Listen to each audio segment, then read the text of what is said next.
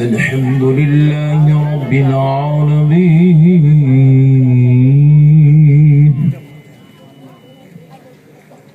والصلاة والسلام على سيد الأنبياء والمرسلين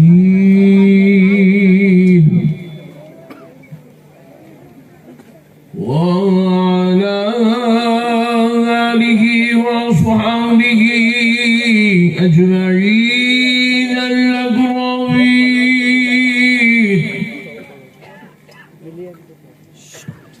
أشهد أن لا إله إلا الله وحده لا شريك له وأشهد أن سيدنا ونبينا ومولانا محمدا عبده ورسوله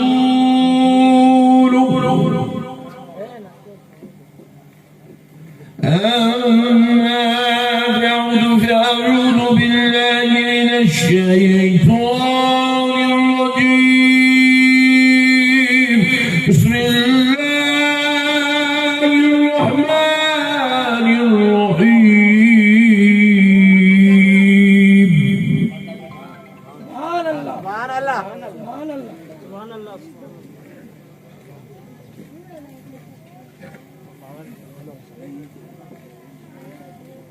وعباد الرحمن الذين يمشون على الأرض هونا سبحان الله يمشون على الأرض هونا وإذا خاطبهم الجاهلون وإذا خاطبهم الجاهلون قالوا سلاما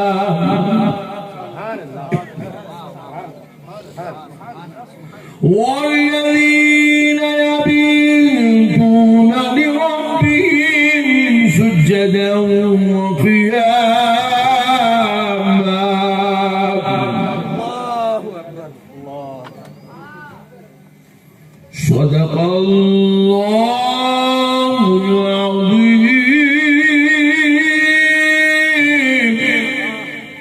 وبلغنا رسوله النبي الكريم ونحن على ذلك لمن الشاهدين والشاكرين والحمد لله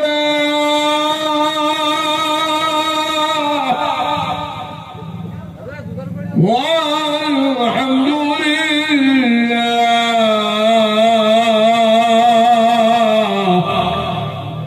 والحمد لله رب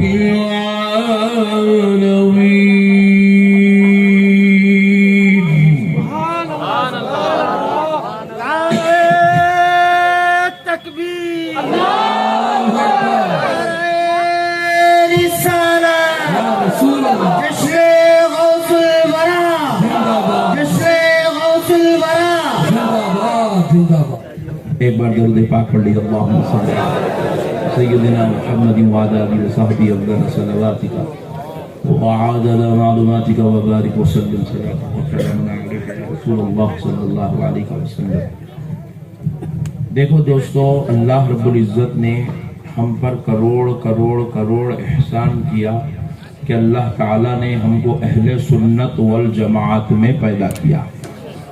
سبحان اللہ سبحان اللہ سبحان اللہ بولتے رہنا. چوپ گھور کے دیکھے تو میرے کو ڈر ہوتا کیا ہو رہا ہے. سبحان اللہ بولتے رہنا. بولو سبحان اللہ. تو اللہ تعالیٰ نے ہم کو اہل سنت والجماعت میں پیدا کیا. اللہ کے کروڑ کروڑ کروڑ احسانات میں سب سے بڑا احسان ہے کہ اللہ نے ہمیں مسلمان بھی بنایا اور سنی بھی بنایا۔ اللہ اگر مسلمان بنا دیتا اور سنی نہیں بناتا تو آج آپ لوگ گاؤں میں نہیں رہتے تھے، آپ کو ڈھونڈنے کے لیے کوئی دوسرے گاؤں کو آنا پڑتا تھا۔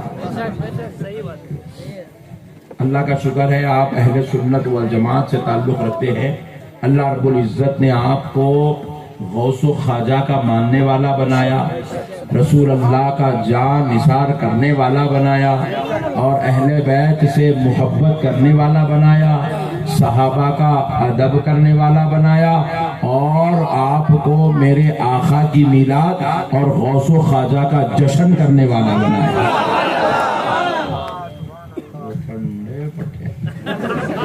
دیکھو تم جیسا ٹھنڈے انداز میں بھی ٹھنڈی تقریر کر دوں، تم اگر اچھا سننا چاہ رہے تو تم کو جوش میں گرم رہنا پڑتا، تم مریضوں کے جیسا کریں گے تو میں بھی تقریر مریضوں کے جیسا کرتا۔ تم اگر جواں مرد بن کے تقریر سنیں گے تو میں بھی تم کو جواں مرد بن کے تقریر سناتا۔ تو اس لیے پیارے دوستو، اللہ کا شکر ادا کرو، اللہ رب العزت نے ہمیں اہل سنت والجماعت میں پیدا کیا۔ اب دوسری بات آپ سن لیجئے کہ اللہ رب العزت نے جب ہمیں اہل سنت میں پیدا کیا تو ہمارا جو اہل سنت والجماعت کا جو عقیدہ ہے، اولیاء اللہ کو ماننا، اولیاء اللہ کا ذکر کرنا، اولیاء اللہ کا تذکرہ کرنا، اولیاء اللہ کی باتیں سننا، اور اولیاء کی عرس کرنا، ان کی فاتحہ کرنا، ان کا جشن منانا، رسول اللہ صلی اللہ علیہ وسلم کے لیے صلاۃ و سلام کا نذرانہ پیش کرنا، رسول پاک علیہ السلام کو اپنی جان سے زیادہ چاہنا، آپ کی تعظیم کرنا، آپ کی توقیر کرنا، آپ کی عزت کرنا، آپ کا احترام کرنا، اور آپ کو اپنے ماں باپ، اپنے بیوی بچوں، اپنے بھائیوں بہنوں، اپنی جان سے زیادہ آمنہ کے لال سے محبت کرنا۔ سن لو مسلمانوں، یہ کسی مولوی صاحب کا بنایا ہوا عقیدہ نہیں ہے، اللہ کی قسم یہ اللہ کا دیا ہوا عقیدہ ہے۔ اور اہل سنت کا کوئی عقیدہ ہم نے اپنے باپ کے گھر سے نہیں لایا، اہل سنت والجماعت کا ہر عقیدہ ہم نے قرآن اور حدیث سے لایا ہے، قرآن اور حدیث سے لایا ہے۔ کہاں سے لایا ہے؟ ذرا بولو، قرآن اور حدیث سے۔ ایک عقیدہ سن لو آپ، ہم لوگ کیا کرتے ہیں؟ یا غوث بولتے ہیں، یا غوث بولتے نہیں بولتے؟ بولتے نا؟ کون کون نہیں بولتے؟ بولو ذرا، سب بولتے ہیں۔ جو یا غوث بولتے ذرا ایک بار بولو، اور ایک بار، اور ایک بار۔ یہ خالی یہ چھوٹے چلنے میں نہیں بول رہے، یہ بیچ کے ہوشیار بڈھے خطرناک ہے، کچھ بھی نہیں بول رہے۔ ذرا بولو یا غوث، اور ایک بار بولیے یا غوث۔ یا غوث ہم بولتے ہیں، یا غریب نواز بولتے ہیں، یا علی بولتے ہیں، یا رسول اللہ بولتے ہیں۔ تو ہمارے کو اعتراض ہوتا ہے، یا غوث، یا کا لفظ ولی کے نام کے ساتھ لگائے، صرف یا اللہ بولنا، یا رسول اللہ نہیں بولنا، یا غوث نہیں بولنا، ایسا عقیدہ دیا جا رہا ہے۔ ہم نے پوچھا بھائی کیوں نہیں بولنا؟ یا غوث بولنے سے کیا ہوتا؟ بولے یا غوث، غوث کو اگر آپ یا کا لفظ لگائیں گے تو غوث خدا کے برابر ہو جائیں گے۔ نعوذ باللہ، نعوذ باللہ۔ یہ منحوس عقیدہ دیا جا رہا ہے مسلمانوں کو۔ یا اللہ بولنا اور یا غوث بولنا دونوں برابر ہو جائیں گے، یا اللہ بولنے سے یا محمد بولنے سے دونوں برابر ہو جائیں گے۔ قسم رب ذوالجلال کی سن لو مسلمانوں، یا اللہ بولنے سے، یا غوث بولنے سے، یا رسول اللہ بولنے سے اس میں کوئی برابری نہیں ہو سکتی ہے۔ یا غوث بولنے سے غوث اعظم خدا کے برابر، خدا کی قسم نہیں ہو سکتے ہیں۔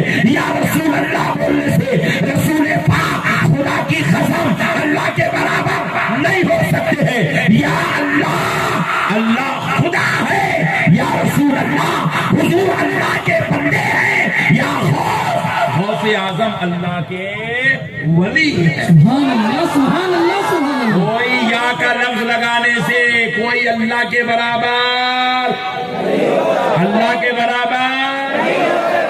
اب سنو، یا غوث ولی کے نام کے ساتھ یا کا لفظ لگانا، ولی کے نام کے ساتھ یا کا لفظ لگانا، یہ ہمیں کسی میسور کے مولوی صاحب یا پیر صاحب نے نہیں دیا، یہ کرناٹک کے کسی سنی مسلمان کا عقیدہ نہیں ہے، یہ کسی ہندوستان کے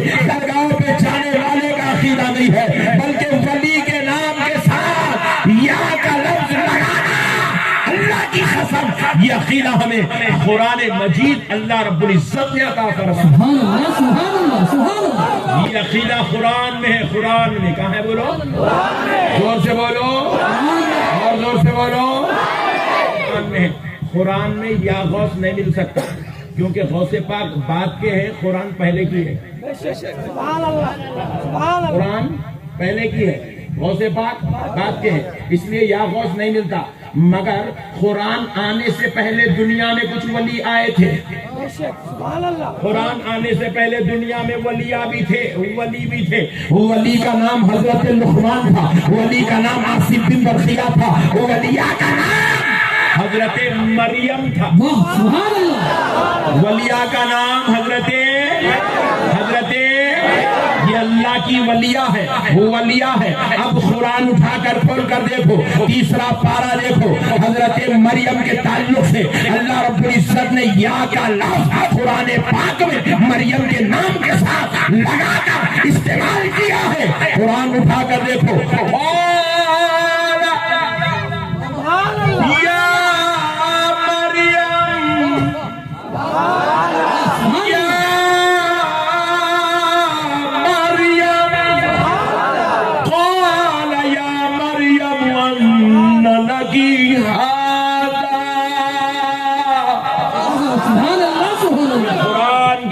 یا مریم، قرآن ہے قرآن. اگر یا کا لفظ مریم کے ساتھ لگانے سے، یا کا لفظ غوث کے ساتھ لگانے سے، یا کا لفظ رسول اللہ کے ساتھ لگانے سے اگر نبی و ولی خدا کے برابر ہوتے ہیں تو پھر ماننا پڑے گا کہ نعوذ باللہ تمہارا عقیدہ غلط ہے. کیونکہ مریم کے لفظ کے ساتھ یا کا لفظ اللہ رب العزت نے لگایا. اللہ رب العزت نے لگایا ہے اور ایک جگہ نہیں ہے. اور آگے دیکھیے، یا قال یا مریم ان لکی ھذا یہاں پہ ہو گیا. دوسری طرف دیکھیے، یا مریم، یا مریم. اگر یا مریم آگے کے جملے سن لیجیے. یا مریم اخنتی لربک واسجدی وارکعی مع الراکعین. یا کا لفظ اللہ رب العزت نے حضرت مریم کے نام کے ساتھ لگایا ہے. مریم خدا ہے، بولو خدا ہے، رسول ہے، ولیہ ہے، ولی. ولی کے نام کے ساتھ یا کا لفظ اللہ نے لگایا. ایک صاحب بولے نہیں وہ حضرت زکریہ اور حضرت مریم کا ڈسکس چل رہا تھا تو وہ ڈسکشن کو اللہ نے قرآن میں بیان کر دیا. بولا اوکے بیٹا، ویری گڈ، نو پرابلم. حضرت مریم تو حضور کے زمانے میں موجود نہیں تھی نا. حضور کے زمانے میں وہ تو پردہ کر چکی تھی، تو پھر ان کے زمانے میں یا کا لفظ استعمال ہوا تو یا نکالا جا سکتا تھا. لیکن غلط نہیں ہے، بدعقیدگی نہیں ہے، شرک نہیں ہے، بدعت نہیں ہے، یہ جائز ہے. اسی لیے اللہ نے حضرت مریم اور حضرت زکریا کے بیچ میں جو ڈسکشن ہوا وہی لفظ یا والا ڈسکشن اپنے مصطفیٰ رحمت للعالمین پر نازل فرمایا.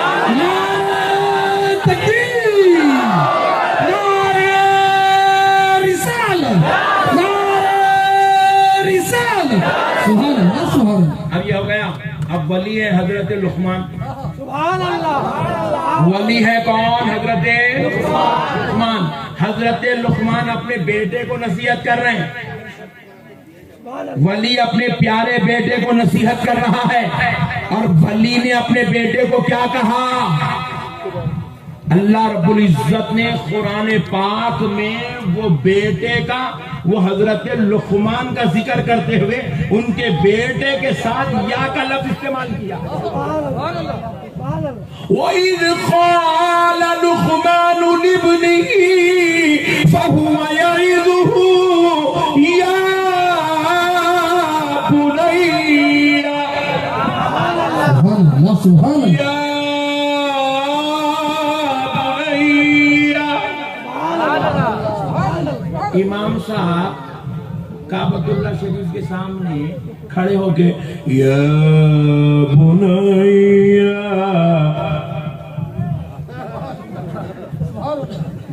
بنیا اے میرے بیٹے، حضرت لقمان بولے، وہی الفاظ قرآن میں ہے۔ حضرت لقمان کے بیٹے کے ساتھ، ولی کے بیٹے کے ساتھ یا کا لفظ لگایا جا رہا ہے۔ شرک نہیں ہوتا تو پھر آمنہ کے نام محمد عربی کے لفظ جگہ نور نظر رحمت للعالمین کا مظہر بن کر جب بغداد کی دھرتی پر غوث الورا آئے، ان کے نام کے ساتھ یا کا لفظ لگایا جائے گا تو یہ شرک کیسے ہو جائے گا، یہ بدعت کیسے ہو جائے گا؟ تو یا کا لفظ ولیوں کے نام کے ساتھ استعمال کرنا ہمیں کسی مولوی یا ملا نے نہیں سکھایا، ہمیں اللہ کے کلام قرآن مجید نے سکھایا، قرآن مجید نے سکھایا ہے۔ یا ولی اللہ، یا رسول اللہ، خدا کی قسم یہ شرک نہیں ہے، یہ حقیقت اسلام۔ اب دیکھو ہم لوگ کیا کر رہے ہیں، نماز کے باہر بول رہے ہیں یا رسول اللہ، کیا بول رہے ہیں؟ نماز کے اور یا کا لفظ رسول اللہ کے نام کے ساتھ، یا رسول اللہ، بازو والے بولے شرک ہے، شرک ہے، بولے یا رسول اللہ بولنا شرک۔ حولے تو کہاں سے لایا ہے؟ پاگل ملے عقیدہ ہے یہ جاہلوں کا عقیدہ ہے، یہ گھامڑوں کا عقیدہ ہے کہ لفظ یا کا استعمال نبی کے ساتھ نہیں کیا جا سکتا۔ جاہلوں، ایسے منحوس عقیدہ کیوں پال کے رکھے ہو؟ آؤ میرے پیارے دوستو، قرآن کو دیکھو، قرآن ہم یا رسول اللہ نماز کے باہر بول رہے ہیں، اب امام صاحب نماز میں کھڑے ہوئے قرآن پڑھ رہے، قرآن یا عیسیٰ ابن مریم، حضرت عیسیٰ کے نام کے ساتھ یا کا لفظ قرآن میں لگا ہوا ہے۔ یا داؤد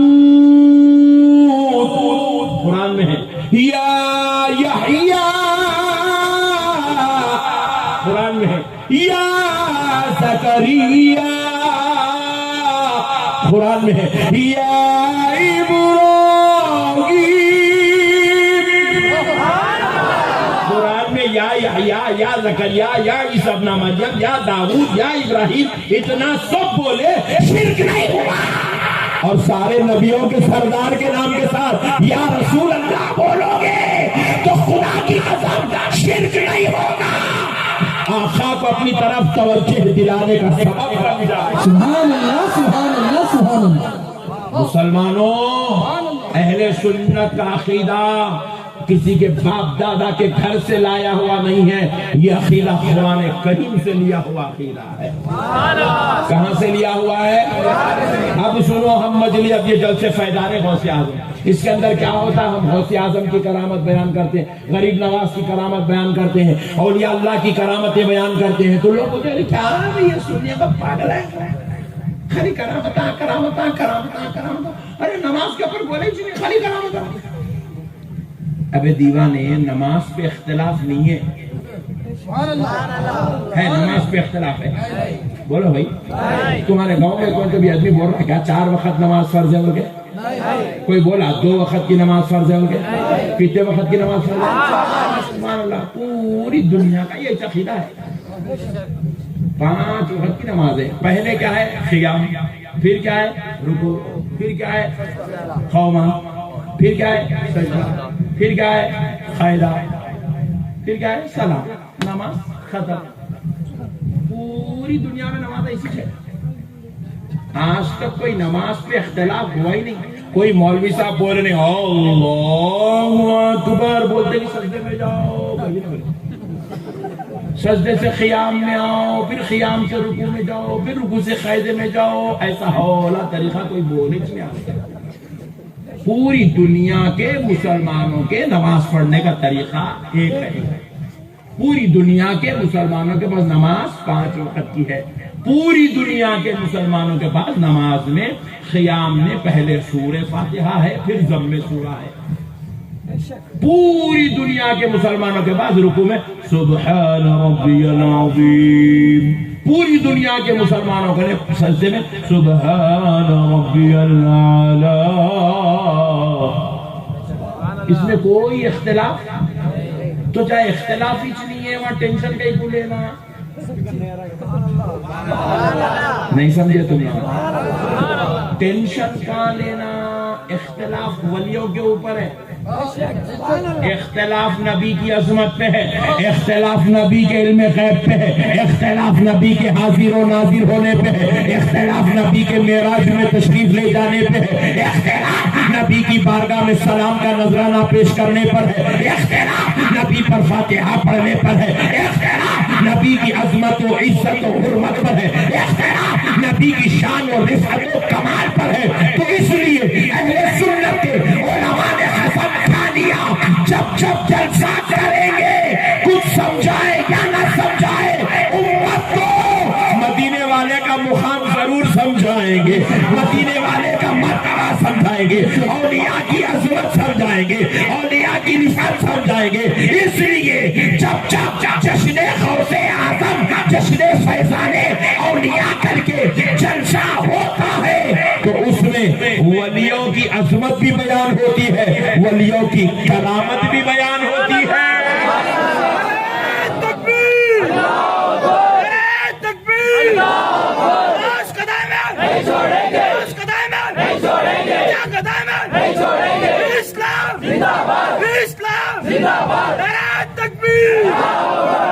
اب تم جلسہ میں تک ٹھنڈے نہیں پڑیں گے، خبردار تو دیر کے بعد جوش میں آئے۔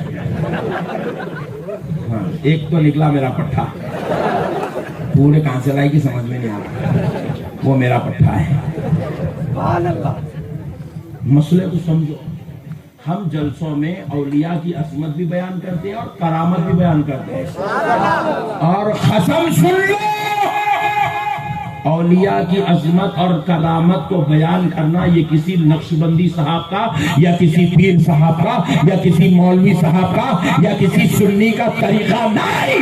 ولیوں کی عظمت کو بیان کرنا اور ولیوں کی کرامت کو بیان کرنا یہ اللہ کا طریقہ ہے، اور اس پر قرآن مجید دلیل بنا ہوا۔ قرآن اٹھا کر دیکھو، اللہ رب العزت ولیوں کے چلنے کا انداز بیان کر رہا ہے، ولیوں کے اخلاق بیان کر رہا ہے، ولیوں کا کردار بیان کر رہا ہے، ولیوں کی محبتوں کا تذکرہ کر رہا ہے، ولیوں کی عظمتوں کا تذکرہ کر رہا ہے، ان کے لا خوف علیہم ولا هم یحزنون ہونے کو بیان کر رہا ہے۔ اور یہی نہیں، جہاں جہاں ان کی عظمتیں بیان ہوئی تو اسی قرآن میں اللہ نے اللہ اللہ ہو کر ولیوں کی کرامت کو بھی بیان کر رہا ہے۔ قرآن میں اولیاء کی کرامت ہے، اولیاء کی کرامت۔ ہم لوگ قرآن کو سمجھے نہیں، ہمارے علماء اکرام کی مجلسوں میں ہم بیٹھے نہیں، اس لیے ہم کو قرآن کا تعارف ہے نہیں۔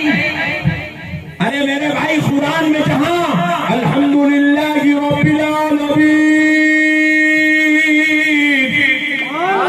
اللہ کی تعریف موجود ہے، وَمَا أَرْسَلْنَاكَ إِلَّا رَحْمَةً لِّلْعَالَمِينَ،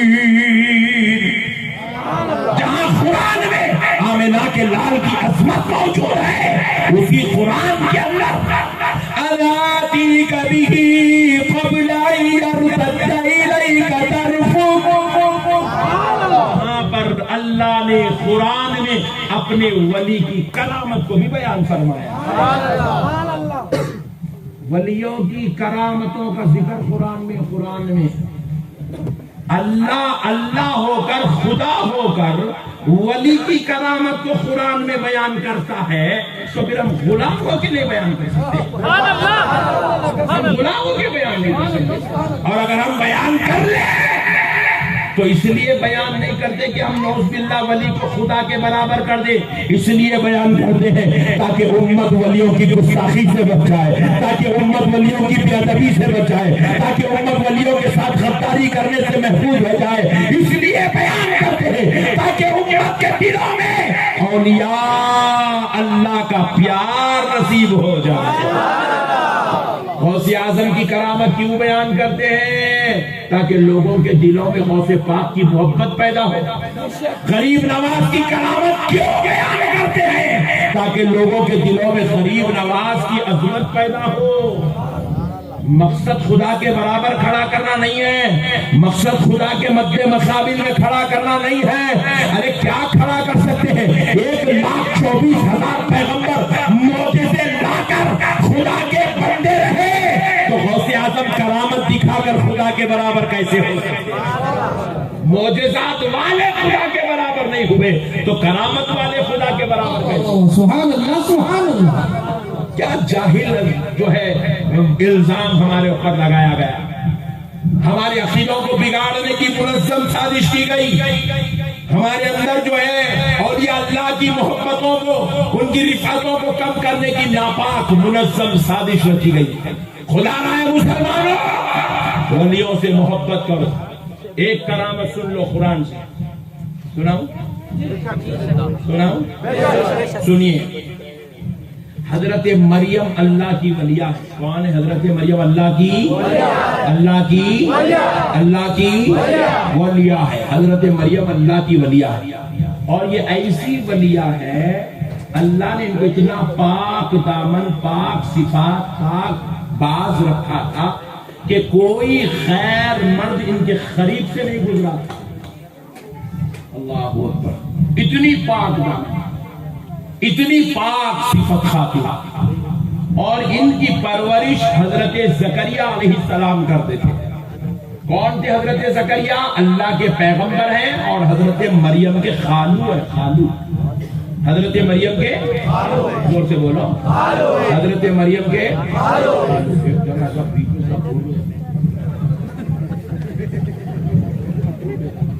ایسا دیکھ رہا، آپ گن نکال کے شوم میں مارنا رہا، اتنا گھر کے دیکھ رہا، پکا کئی کو گھر کے دیکھ رہا، نہیں معلوم پیسے بھی لیا نہیں، میں کبھی آیا نہیں گاؤں کو، کسی کا قرضہ بھی نہیں لیا، پھر کئی کو گھر کے دیکھ رہا، سمجھ میں نہیں آ رہا بیچارہ کون ہے بول کے سب پوچھو۔ ایسا دیکھا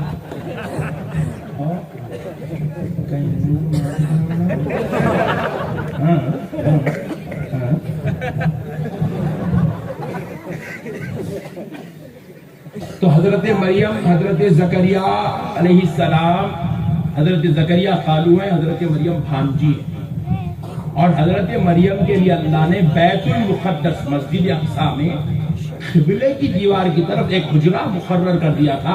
حضرت مریم اسی حجرے میں رہتی تھی، اسی حجرے میں رہتی تھی۔ کائنات کی کوئی خاتون اس شان سے نہیں پالی گئی جس شان سے حضرت مریم کو پالا گیا۔ حضرت زکریا تنہا واحد شخصیت تھے اللہ کے پیغمبر جو حضرت مریم کے حجرے میں تشریف لے جاتے، ان کے لیے کھانے کا، پینے کا، خدمت کا انتظام فرماتے۔ تمام تر ان کی کفالت حضرت زکریا کے حوالے تھی۔ حضرت زکریا جب ان کے لیے تشریف لاتے اور ان کے لیے کھانا لے آتے، ان کے لیے ساری ان کے معاملات کی تکمیل کرتے، تو اب ہوا کیا؟ اللہ رب العزت کے حکم سے حضرت زکریا علیہ السلام کو بیت المقدس کا علاقہ چھوڑ کر کچھ کام سے بیت المقدس کے فلسطین کے باہر جانا پڑا۔ تو حضرت زکریا سوچے کہ میں 2 دن میں آ جاؤں گا، تو آپ نے 2 دن کا کھانا حضرت مریم کے حجرے میں رکھ دیا، کہا میری بیٹی مجھے اجازت دو، میں تھوڑا کام سے جا رہا ہوں، آپ اس کھانے پر اکتفا کرو، پھر میں آ جاؤں گا تو پھر آپ کو دوسرا کھانا ضرور ہوگا۔ اپنی اس پیاری بچی سے حضرت زکریا اجازت لیے اور لے کر آپ تشریف لے گئے، مگر وہاں جو 2 دن کا کام تھا وہ کام بڑھ گیا، 4 دن 6 دن لگ گئے، اور حضرت زکریا بڑے بے چین ہیں وہاں پر کہ میری بچی کو میں صرف 2 دن کا کھانا دے آیا، اب میری بچی کیا کھانا کھائے گی؟ بھوکی ہوگی، کوئی دوسرا آدمی اس کے حجرے میں جا نہیں سکتا، کوئی دوسرا اس کے لیے کھانے کا انتظام نہیں کر سکتا، مجھے ہی کرنا ہے، اور میں یہاں کام میں مصروف ہوں، یہ کام نپٹا کر جانا ہے، مجھے اتنے دن لگ گئے، میری بچی بھوکی پیاسی ہوگی، پریشان حال ہو گئی ہوگی، نڈھال ہو گئی ہوگی، کمزور ہو گئی ہوگی، یہ سوچتے سوچتے پورا کام نپٹا کر حضرت زکریا دوڑے دوڑے چلے آئے بیت المقدس کی طرف، تو اپنے گھر کو بعد میں گئے۔ حضرت حضرت مریم کے پاس پہلے تشریف لائے، دیکھ تو لوں کہ میری بچی کیا کر رہی ہے۔ حضرت مریم کے پاس جب آئے تو کیا دیکھتے ہیں؟ حضرت مریم نہ نحیف ہے، نہ کمزور ہے، نہ بیمار ہے، نہ پریشان ہے، بلکہ اللہ کی عبادت میں لگی ہوئی ہے، اور ساتھ میں کچھ لذیذ میوے رکھے ہوئے ہیں، غذا رکھی ہوئی ہے، تر و تازہ میوے رکھے ہوئے ہیں، خوشبودار غذا رکھی ہوئی ہے۔ حضرت زکریا نے جیسے ہی وہ غذا کو دیکھا تو پوچھنے لگے، قال یا مریم ان لکی ھذا، اے مریم یہ پاک خوشبودار لذیذ تر و تازہ غذا تمہارے پاس کہاں سے آئی؟ کہاں سے آئی؟ اللہ اکبر۔ حضرت مریم جواب دیتی ہے، سنو یہ ہے ولی کا مقام۔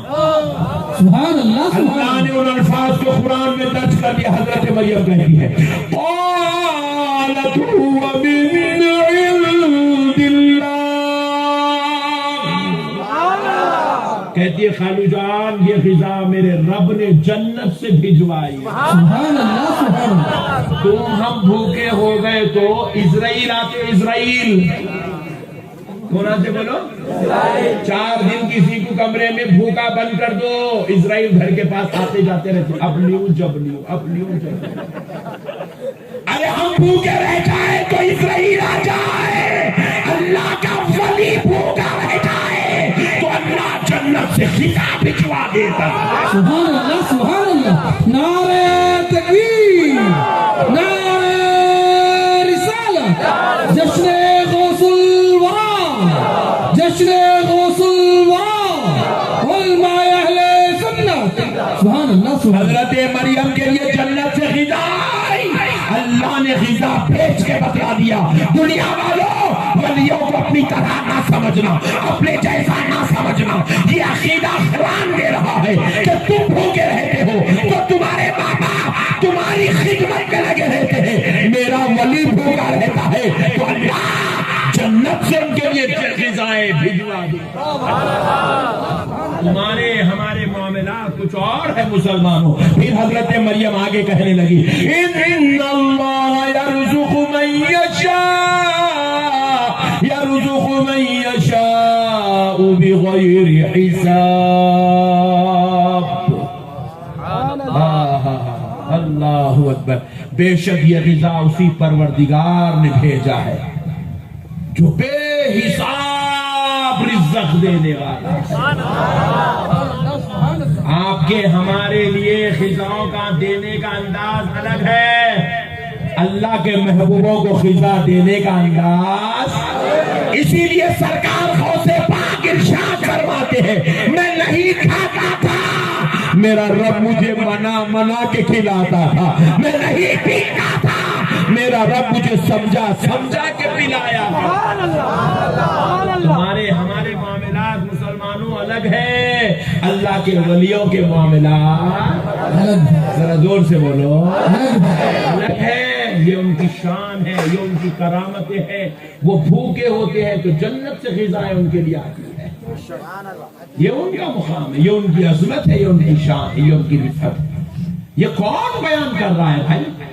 اللہ بیان کر رہا ہے، اللہ۔ ذرا زور سے بولو کون؟ اللہ۔ اور زور سے بولو اللہ۔ اور زور سے بولو اللہ۔ اور ان کے اخلاق کیسے؟ ولیوں کے اخلاق اللہ قرآن میں کہہ رہا ہے، ولیوں کے اخلاق، وَإِذَا خَاطَبَهُمُ الْجَاهِلُونَ قَالُوا سَلَامًا۔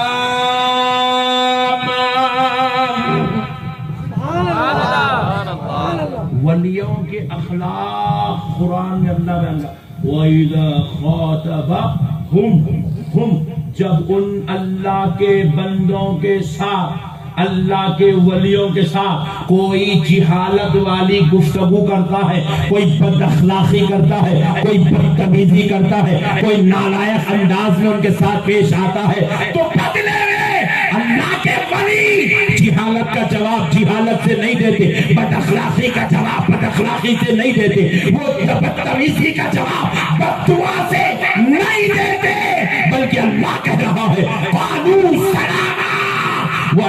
کے ولی اپنے دشمنوں کا جواب سلامتی کے ساتھ دیتے ہیں، محبتوں کے ساتھ دیتے ہیں، اخلاق کے ساتھ دیتے ہیں، کردار کے ساتھ دیتے ہیں۔ ایک اخلاق سن لو اور ایک کرامت بھی سن لو، ایک شان بھی سن لو۔ میرے غوث پاک سرکار غوث پاک کے زمانے میں کیا ہوا؟ سرکار غوث پاک 18 سال کی عمر میں اپنی ولایت کا اعلان کرے، غضبی هذه على رقبة كل ولی اللہ۔ غوث پاک کہنے لگے میرا قدم سارے اولیاء اللہ کی گردنوں پر ہے۔ سبحان اللہ۔ اس وقت غوث پاک کی عمر 18 سال تھی۔ کچھ دنوں کے بعد کیا ہوا؟ غوث پاک کی ولایت کے ڈنکے بجنے لگے، ڈنکے۔ عام تو عام، خاص تو خاص، ہر کوئی غوث پاک کی ولایت کا چرچا کرنے لگا، ذکر کرنے لگا۔ حتیٰ کہ غوث پاک جب یہ اعلان کی اپنی ولایت کا تو ایک بزرگ غوث پاک کی اس مجلس میں، اس نماز میں، اس محفل میں جمعہ کی بیٹھے ہوئے تھے۔ ان کی عمر تقریباً 72 ایئرس کی، 72 سال کے تھے، اور بڑے عرصے دراز سے دنیا ان کی کرامتوں کو، ان کی ولایت کو دیکھ رہی تھی۔ وہ بزرگ بھی اس مجلس میں بیٹھے ہوئے تھے۔ وہ حضرت غوث پاک نے جیسے ہی اعلان کیا قدمی حاضری علی رقبتی کلی ولی اللہ، تو بزرگ سوچنے لگے یہ تو بچے ہیں، ان کی ولایت ان کے بعد والوں پر ہو سکتی ہے، میں تو پہلے والا ہوں، ان سے عمر میں بہت بڑا ہوں، میری ولایت تو زبان عرصے دراز سے ہے۔ ایسا خیال آ رہا، بھی وہ بزرگ کو ایسا خیال آ رہا، ابھی خیال ختم نہیں ہوا، اللہ نے اس بزرگ کی ولایت کو چھین لیا، بزرگ کی ولایت چھین لیا ہی۔ پریشان یہ کیا ہوگا؟ اللہ اکبر، جو کنیکشن مولا سے ولایت والا کنیکشن جڑا ہوا تھا وہ ٹوٹ گیا، عام بندوں کی صف میں آ گئے، رب کی نواز کی جھولی میں گر گئے، چیخ مارے، اٹھے، اٹھ کر غوث پاک کے قدموں میں گر گئے، سبحان اللہ، گر کے کہنے لگے عبد القادر مجھے معاف کر دو، مجھے معاف کر دو، مجھے معاف کر دو۔ حضرت غوث اعظم نے ہاتھ اٹھا کر دعا کی، اے اللہ ان کی ولایت ان کو واپس کر دے۔ سبحان اللہ، سبحان اللہ۔ غوث اعظم کے الفاظ ختم نہیں ہوئے، اللہ نے پھر سے ان کو ولایت واپس عطا کر۔ یہ ہے غوث پاک سرکار۔ ولی بھی اگر ان کے متعلق غلط سوچے تو اللہ ان کی ولایتوں کو سلب کر لیتا ہے، ایسی شان والے غوث پاک سرکار۔ تو ہوا کیا؟ غوث پاک سرکار جب ولایت کا اعلان کیے تو عرب میں، عراق میں کچھ منافقین تھے، بدبخت جاہل طبیعت کے ہوتے ہیں، آج کل بھی ہوتے ہیں، بے وقوف نالائق لوگ، بزرگوں کی عقیدتوں کا انکار کرنے والے، بزرگوں کے ساتھ بغض شرارت کرنے والے، 11ویں کو نہیں ماننے والے، فاتحہ کا انکار کرنے والے، حضرت غوث اعظم کی عظمت و شان کا انکار کرنے والے، نالائق قسم کے بے وقوف لوگ اس زمانے میں بھی تھے۔ تو منافقوں میں وہ جو ایک ٹولہ تھا منافقوں کا، ان لوگ پورے مل کے شام میں ایک گھر میں جمع ہوئے، رات کے وقت میں جمع ہو کے میٹنگ کریں، میاں یہ علاقے میں اپنے غوث اعظم کا جلسہ عبد القادر کا بہت بڑا چرچا چل رہا، سب بول رہے نا ولی ہے، ولی ہے، ولی ہے، ان کی ولایت کا کام پچھانیں گے، ایسا کام کریں گے لوگوں کے دل میں سے غوث اعظم کی ولایت کا مقام و مرتبہ نکل جانا، کوئی غوث اعظم کو ماننے والا نہیں رہنا، ایسا کام کریں گے۔ تو اچھی بات ہے، پوچھے کیا کریں گے؟ تو بولے تم مشورہ دو، کیا کریں گے؟ امیر صاحب سب سے مشورہ لے رہے، تم مشورہ دو، تم مشورہ دو، تم مشورہ دو، سب کے مشورے سنے، امیر صاحب کی سمجھ میں نہیں آیا۔ تو امیر صاحب بولے میاں میرے پاس ایک مشورہ ہے۔ بولے بات بولو۔ ایک کام کریں گے میاں، کل صبح ایک میت کو تیار کریں گے، جا کے ان کو بولیں گے صاحب ہمارے علاقے میں ایک انتقال ہو گیا، آپ نماز پڑھانا، بولیں گے ایسا بھی قبول کرتے آتے، انہوں نماز پڑھاتے، وہ ڈولے میں سے جیسے ہی نماز پڑھائے انہیں اٹھ کے بیٹھ جانا، پورے مل کے ان کا مذاق اڑائیں گے، اڑا کے بولیں گے دیکھو بھائی ولی ہے، کہتے ہیں زندہ ہے مردہ ان کو معلوم ہی نہیں ہے۔ سب کچھ سمجھ گئے، واہ کیا، بولے امیر صاحب کیا بڑے، بولے امیر صاحب تم امیر صاحب زبردست ہے صحیح ہے. تو پھر اس کے بعد پوچھے اچھی بات ہے بھائی یہ تو کر دیں گے لیکن اب ذرا یہ بتاؤ. ایک آدمی پوچھا یہ سب تو صحیح ہے لیکن یہ بتاؤ کل اس میں لیٹنگ گا کو ڈولے میں لیٹنا ہے لیٹنا ہے اور نماز پڑھائے وقت اٹھنا ہے تو بولے لیٹنگ گا کون. بولے تو امیر صاحب بولے تیرے ذہن میں خیال آ کچھ لیٹ بولے ہے میں نے لیٹا بھائی میرے کو بلی کا بکرا بننا نہیں ہے انہوں پڑھا دیں گے صحیح بھی اکھڑ جائے گی سانس نہیں ہو سکتا اپنے سے اپن نہیں لیٹتے ہوئے. انہوں بولے نہیں لیٹتا انہوں بولے میں لیٹتا. آخری میں وہ ایک امیر صاحب کا بیٹا تھا لنگڑا ایک پیر کا لنگڑا تھا انہوں بولا میں لیٹتا ہوں میرے باپ کی عزت کا مسئلہ آ گیا. بولے چلو اچھا ہوگا اب لیٹنے والا بھی مل گیا مشورہ دینے والے بھی مل گیا. بولے کہ چلو کل صبح جائیں گے عبد القادر رضی اللہ عنہ کے پاس جا کے ان کو دعوت دیں گے. تو سب مل کے غوث پاک کے پاس فجر کے بعد گئے جا کے سرکار آپ پیرانے پیر ہیں آپ روشن ضمیر ہیں آپ ولیوں کے امام ہیں سردار اولیاء سرکار ہم کی ہماری خاطر ہے ہمارے بچے کا انتقال ہوگا میرا بچہ مر گیا سرکار آپ جنازے کی نماز پڑھانا آپ جنازے. سرکار بڑے جی اچھی بات ہے چلیے آپ میں حاضر ہوتا ہوں. نماز کا وقت بتا دیے حضرت غوث پاک آنے کا وعدہ کر لیا. آپ سوچو بازو والوں کو دیکھے تو ہم لوگ پہچان لیتے غوث پاک نہیں پہچانے ہوئے پہچانے مگر غوث پاک آپ تو کیوں بولے اس لیے بولے آپ تک کافروں سے کلمہ پڑھاتا تھا اب گستاخوں سے کلمہ پڑھا. حضرت غوث پاک رضی اللہ تعالیٰ عنہ بولے میں آ رہا ہوں چلو. گئے جا کے پٹھے پورے بغداد میں کوہرام مچا دیے. آج نماز جنازہ ہے عبد القادر پڑھائیں گے نماز جنازہ ہے پیرانے پیر پڑھائیں گے نماز جنازہ ہے غوث اعظم پڑھائیں گے. پورا بغداد جمع ہوا. کیوں جمع کرے اس لیے جمع کرے تاکہ سب کے دلوں میں سے غوث پاک کی عظمت نکل جائے. اب غوث پاک سرکار بھی آ گئے جنازہ بھی آ گیا میت بھی آ گئی رکھ دیے. وہ زندہ لیٹا ہوا ہے زندہ ہے لنگڑا لیٹا ہوا اندر چادر اڑا دی اوپر. غوث پاک پوچھے پڑھاؤ اجازت ہے بولے پڑھائیے سرکار پڑھائیے. غوث پاک بولے کتنے بدماش ہیں پوچھ رہا ہوں پڑھاؤ پیچھے پڑھ رہے میرے. پھر سرکار پوچھے یہاں زندگی پڑھاؤ مردے کی پڑھاؤ. سرکار زندگی نہیں ہوتی کیا مردے کی پڑھائی ہو رہے. غوث پاک بولے یہ تو پورے شرارت بہت گندی صفات والے لوگ ہیں بد خصلت لوگ ہیں. حضرت غوث پاک نے نیت کی نماز اللہ تعالیٰ کے لیے دعا میت کے لیے. اللہ اکبر. دعا جیسے ہی لفظ میت غوث پاک کی زبان سے نکلا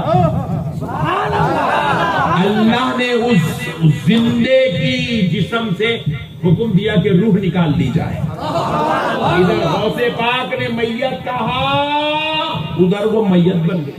سبحان اللہ. اسرائیل نے روح نکال لی. غوث پاک نے نماز پڑھی اللہ اکبر. ایک تکبیر ہو گئی دو ہو گئی. ابھی لوگ پیچھے خوش ہو اب اٹھتا اٹھ رہے. کہاں سے اٹھتا نہیں اٹھا پریشان ہو گئے. دو تکبیر ہو گئے ہولا نیند لگ گئی کیا سو گیا ارے اٹھ رہا نہیں. پھر اس کے بعد غوث پاک سرکار تیسری تکبیر اللہ اکبر. مردہ نکل گیا. ہیبت میں پریشان ہو گئے. اس قدر پریشان ہو گئے کہ سرکار غوث الاعظم دستگیر رضی اللہ تعالیٰ عنہ کے اس کرامت کو دیکھ کر دنیا ششدر حیران و پریشان ہو گئی کہ اب تیسری تکبیر ہو گئی. وہ اٹھنے کے لیے تیار نہیں ہے. پیچھے کھڑے ہوئے والوں کے پیروں سے زمین نکل رہی ہے. منافقوں کے نفاق کا جنازہ نکل رہا ہے. مسلمان منافقوں کے بدعقیدگی کا خاتمہ ہو رہا ہے. غوث پاک نے چوتھی تکبیر کہہ دی اللہ اکبر. وہ نہیں اٹھا. پھر اس کے بعد آپ نے سلام پھیرا اور جانے لگے. یہ لوگ چادر ہٹائے دیکھے تو میت لیٹی ہوئی ہے. میت لیٹی ہوئی ہے. ہاتھ پکڑ کے ہلا رہے اٹھا رہے ہلا رہے بٹھا رہے. نہ وہ اٹھنے تیار ہے نہ ہلنے تیار ہے نہ بیٹھنے تیار ہے. غوث پاک جانے لگے. وہ بچے کا باپ سمجھ گیا میں غوث الاعظم کا مذاق اڑانا چاہتا تھا لیکن میں اپنے آپ کو مذاق بنا دیا، میرے بچے کی جان چلے گئی، میرا مذاق بن گیا۔ یہ کہتے ہوئے وہ دوڑا، سرکار غوث پاک کے قدموں میں گر گیا، گر کر کہنے لگا ہے عبد القادر، اللہ کا واسطہ مجھے معاف کر دو، مجھے معاف کر دو، مجھے معاف کر دو۔ سرکار غوث اعظم کے قدموں پہ ناک رگڑنے لگا، پوچھا آپ نے کیوں ایسے کہہ رہا ہے؟ کہا عبد القادر میں آپ کا مذاق بنانے نکلا تھا اور خود مذاق بن گیا ہوں، میں آپ کے ساتھ شرارت کرنے نکلا تھا، میرے بیٹے کا جنازہ نکل گیا ہے۔ اللہ اکبر کبیرہ، سرکار مجھے معاف کر دو، سرکار مجھے معاف کر دو۔ حضرت غوث اعظم نے کہا جا میں نے تجھے معاف کر دیا۔ تو پھر کہا حضور معاف کر دیے ہیں تو بس تھوڑا اور ایک کام کر دو۔ پوچھا اب کیا کروں؟ کہا ذرا چل کے وہ مردے کو زندہ کر دو، وہ مردے کو زندہ کر دو۔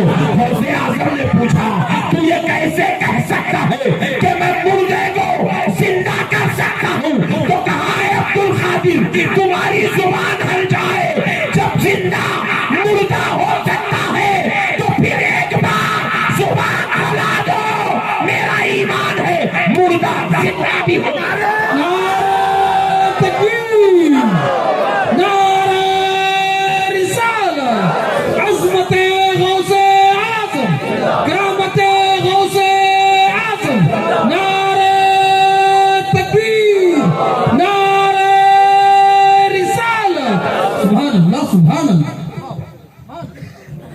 کہا آپ زبان ہلا دو، میرا ایمان ہے مردہ زندہ ہو سکتا ہے۔ غوث پاک سرکار گناہم آیا، پلٹ کے واپس آئے جنازے کی طرف، میت کی طرف آیا، پھر سے غوث پاک کھڑے ہو گئے، کھڑے ہو کے جب اس کو اٹھانا چاہتے تھے تو پوچھے تم لوگوں نے تو لنگڑے کو لٹایا تھا، ایک پیر والے کو لٹایا تھا، بتاؤ ایک پیر کے ساتھ اٹھاؤں یا دو پیر کے ساتھ؟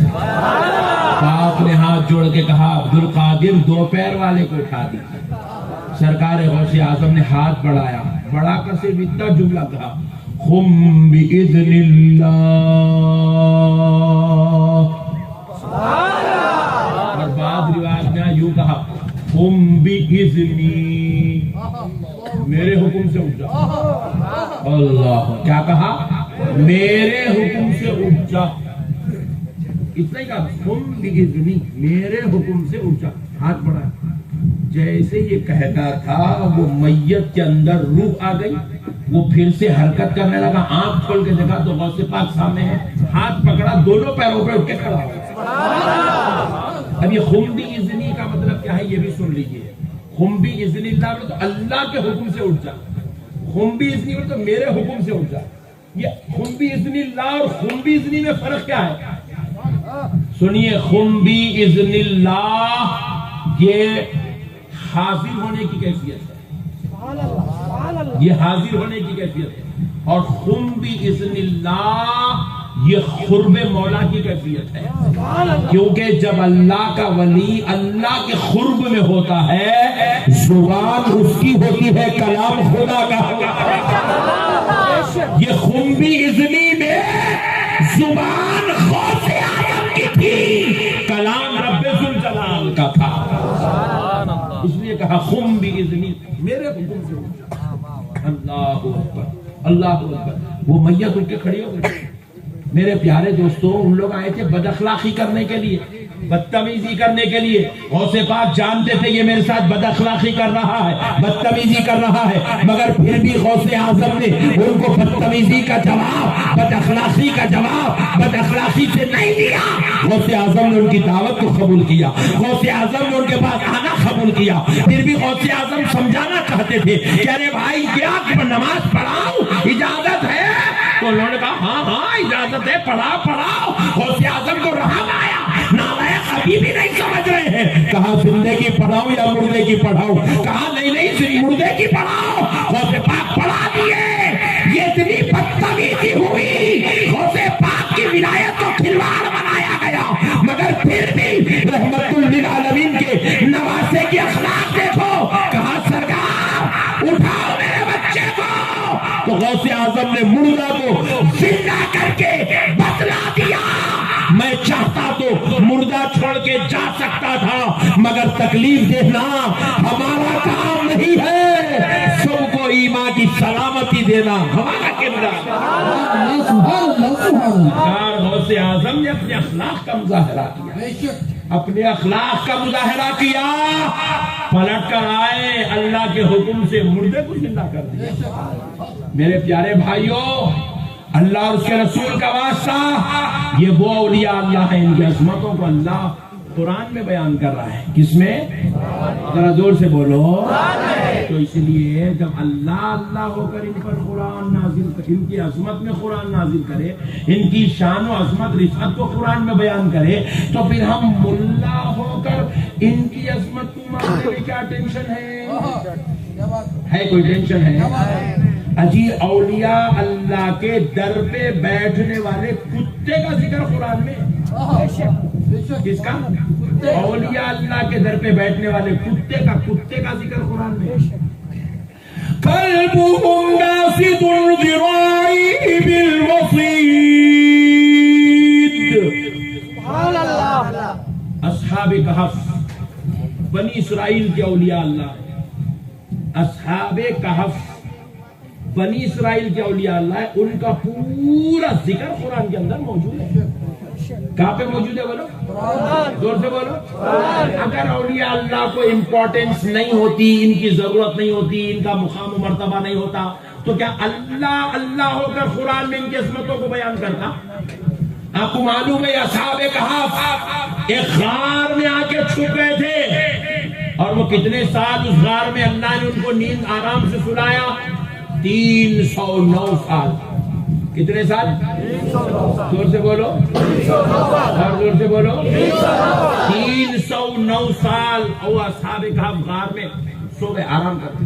آئے بادشاہ کے شر سے بچنے کے لیے غار میں چھپ گئے، تو اللہ تعالیٰ ان کو نیند دے دیا، ایسی نیند دیا، وہ پہلا بادشاہ جو ظالم تھا انہیں بھی ختم، دوسرا آیا انہیں ختم، تیسرا آیا انہیں بھی ختم، چوتھا آیا انہیں بھی ختم، پانچواں انہیں بھی ختم، چھٹواں انہیں بھی ختم۔ اب ان لوگ 7ویں بادشاہ کے دور میں باہر نکل رہے ہیں۔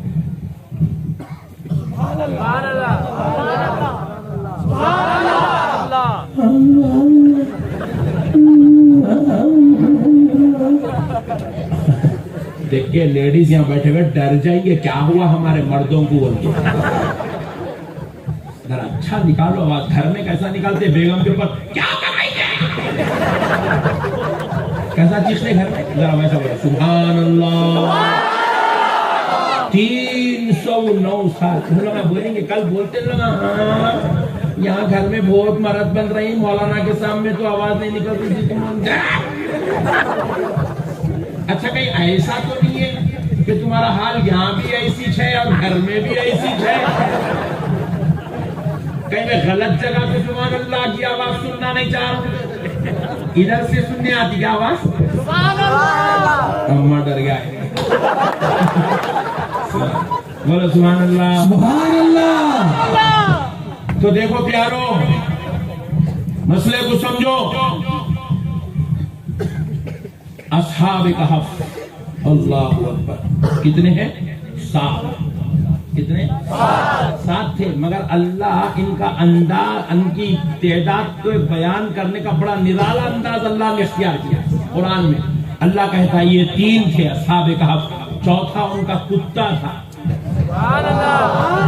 پھر کہتا ہے یہ 5 تھے، چھٹواں ان کا کتا تھا، پھر کہتا ہے یہ 7 تھے، 8واں ان کا 3 مرتبہ ہوگا۔ کتے کا ذکر کتنے مرتبہ؟ 3۔ اب چوتھے مرتبہ اللہ کہہ رہا ہے قلبهم باسط ذراعيه بالوصيد۔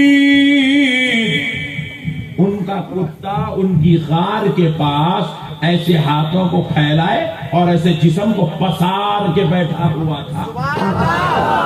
اللہ تعالیٰ کتے کے بیٹھنے کا ذکر قرآن میں کرا۔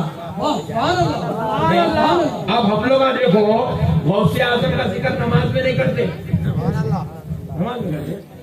حضرت غوث پاک کے قصیدے مریدی لا تخف اللہ ربی، نماز میں ہوتے ہیں، یہ نماز کے باہر ہوتے ہیں۔ غوث پاک کے قصیدے، غوث پاک کا ذکر نماز کے باہر ہے، مگر اب قرآن دیکھو، قرآن امام صاحب پڑھ رہے ہیں مسجد میں کھڑے ہو کے قلبهم باسط الذراع بالوصی، اصحاب کہف کا کتا اس شان سے بیٹھا ہوا تھا. ہم بولے مولانا اپنی جمعہ میں آپ بولے ولیوں کا ذکر نہیں کرنا، ولیوں کی شان نہیں بیان کرنا، ولیوں کا عروس نہیں کرنا، ولیوں کو چادر نہیں چڑھانا، درگاہ کو نہیں جانا، کرامت بیان نہیں کرنا. آپ ہی بولے پھر یہ نماز میں کھڑے ہو کے ولیوں کے کتے کا ذکر کرے، ولیوں کے کتے کا ذکر کرے. تو پھر ارے نالائق قرآن یہی تو درس دینا چاہتا ہے. اللہ جانتا تھا قیامت کے قریب ایسے بدبخت پیدا ہوں گے جو ولیوں کا ذکر کرنا شرک و بدعت و حرام سمجھیں گے.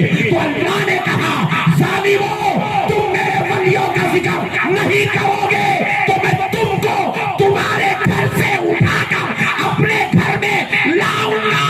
نہ صرف ولیوں کا ذکر کراؤں گا بلکہ نماز میں کھڑا کر کے ولیوں کے کتے کا ذکر بھی کرواؤں گا.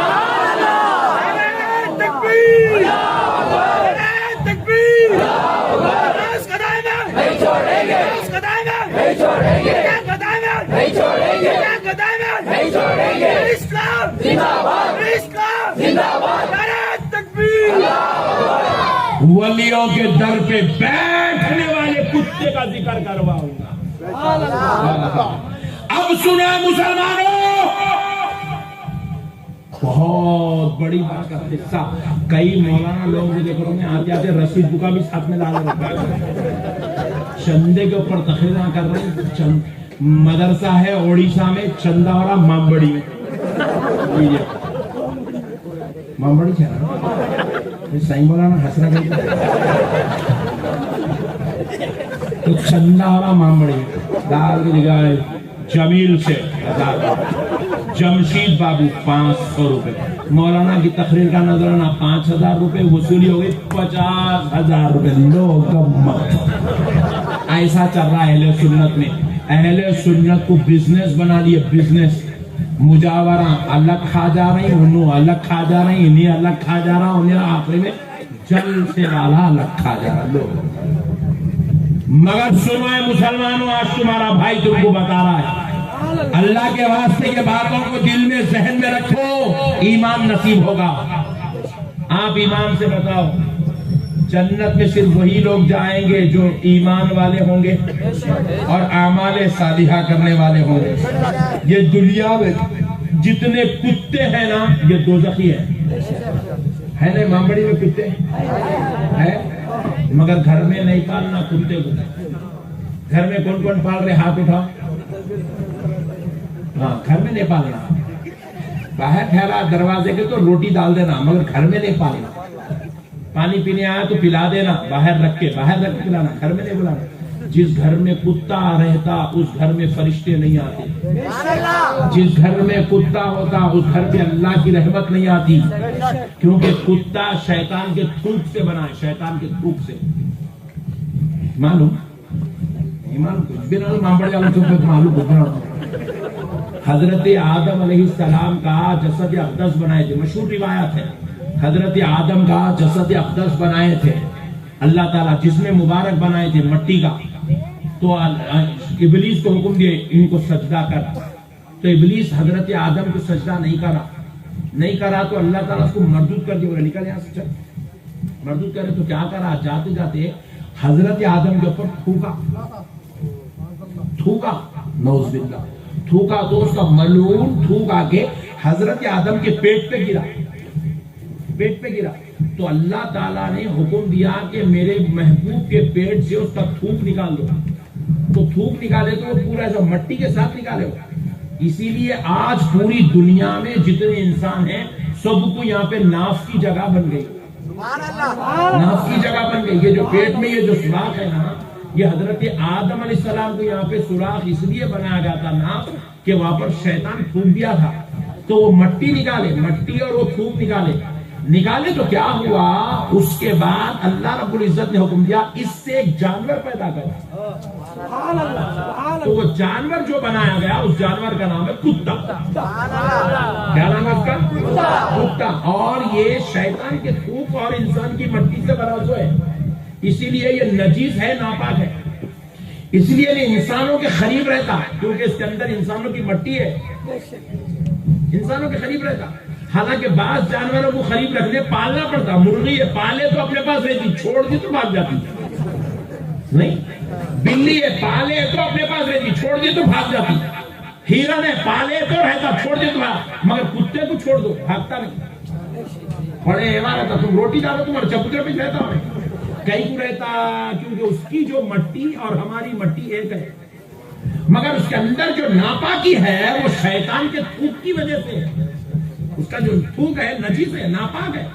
آپ وضو کے لیے پانی رکھ لیے بکیٹ میں، کتا آ کے اس میں منہ ڈالا، اب آپ وہ پانی سے وضو نہیں کر سکتے، وہ پانی سے غسل نہیں کر سکتے، وہ پانی کھانے پینے نہانے دھونے کے لیے استعمال نہیں کر سکتے، کیونکہ کتے کے منہ کی وجہ سے، لعاب کی وجہ سے، زبان کی وجہ سے وہ پانی ناپاک ہو گیا. کیونکہ کتا نجیس اور ناپاک جانور ہے. اسی لیے حکم یہ ہے کہ دنیا میں جتنے نجیس اور ناپاک جانور ہیں سب کو جہنم کی مٹی بنا دیا جائے گا، مگر اصحاب کہف کا کتا.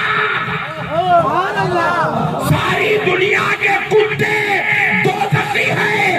آمنہ کے لال کہتے ہیں کہ اصحاب کہف کا کتا دوزخی نہیں ہے. ولیوں کی محبت کی وجہ سے اللہ اس کو انسانی شکل و صورت دے کر جنت میں داخل آتا ہے.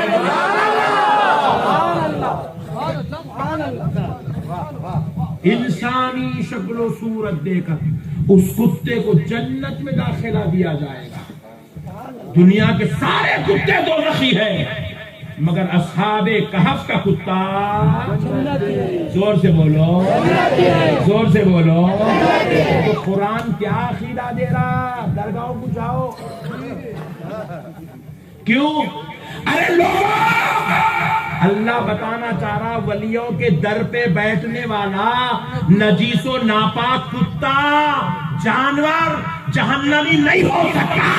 تو تم ایمان والے، وضو والے، تلاوت والے، نماز پڑھنے والے، خدا کے ماننے والے، نبی پر ایمان لانے والے، تم اگر ولیوں کے دروں پہ بیٹھو گے تو تم کیسے دوزخ میں جاؤ گے؟ جب کتا دوزخی ہو کر دوزخ میں نہیں گیا تو تم ایمان والے ہو کر تم کیسے دوزخ میں جاؤ گے؟ اسی لیے یہ تعلیم دی جا رہی ہے، کتے کی عظمت بتا کر بتلایا جا رہا ہے کہ ولیوں کے در پہ بیٹھنے والا کتا بھی جہنمی نہیں ہو سکتا. اس لیے ولیوں کے پاس جانا، اولیاء اللہ کا جا کے بیٹھنا. ہمارے سنیاں بڑے خطرناک ہیں. امام بڑی کہیں کو پوچھو، ان لوگ درگاہ کو جاتے الفاتحہ بولتے ہیں، دیکھتا کیا گنبد بنا ہے بھائی، فاتحہ چل رہی ہے، کیا بنا ہے وہ ہو سجادے صاحب اے سی بھی لگائے، واہ فاتحہ چل رہی ہے. پھر اس کے بعد اوپر کا ختم کا تو نیچے کتنا ڈال لے رہا ہے مجھے، اور اس سے 10 روپے لے لیا، اس سے 20 روپے لے لیا، پھر نے 100 بھی دے دیا. الحمدللہ.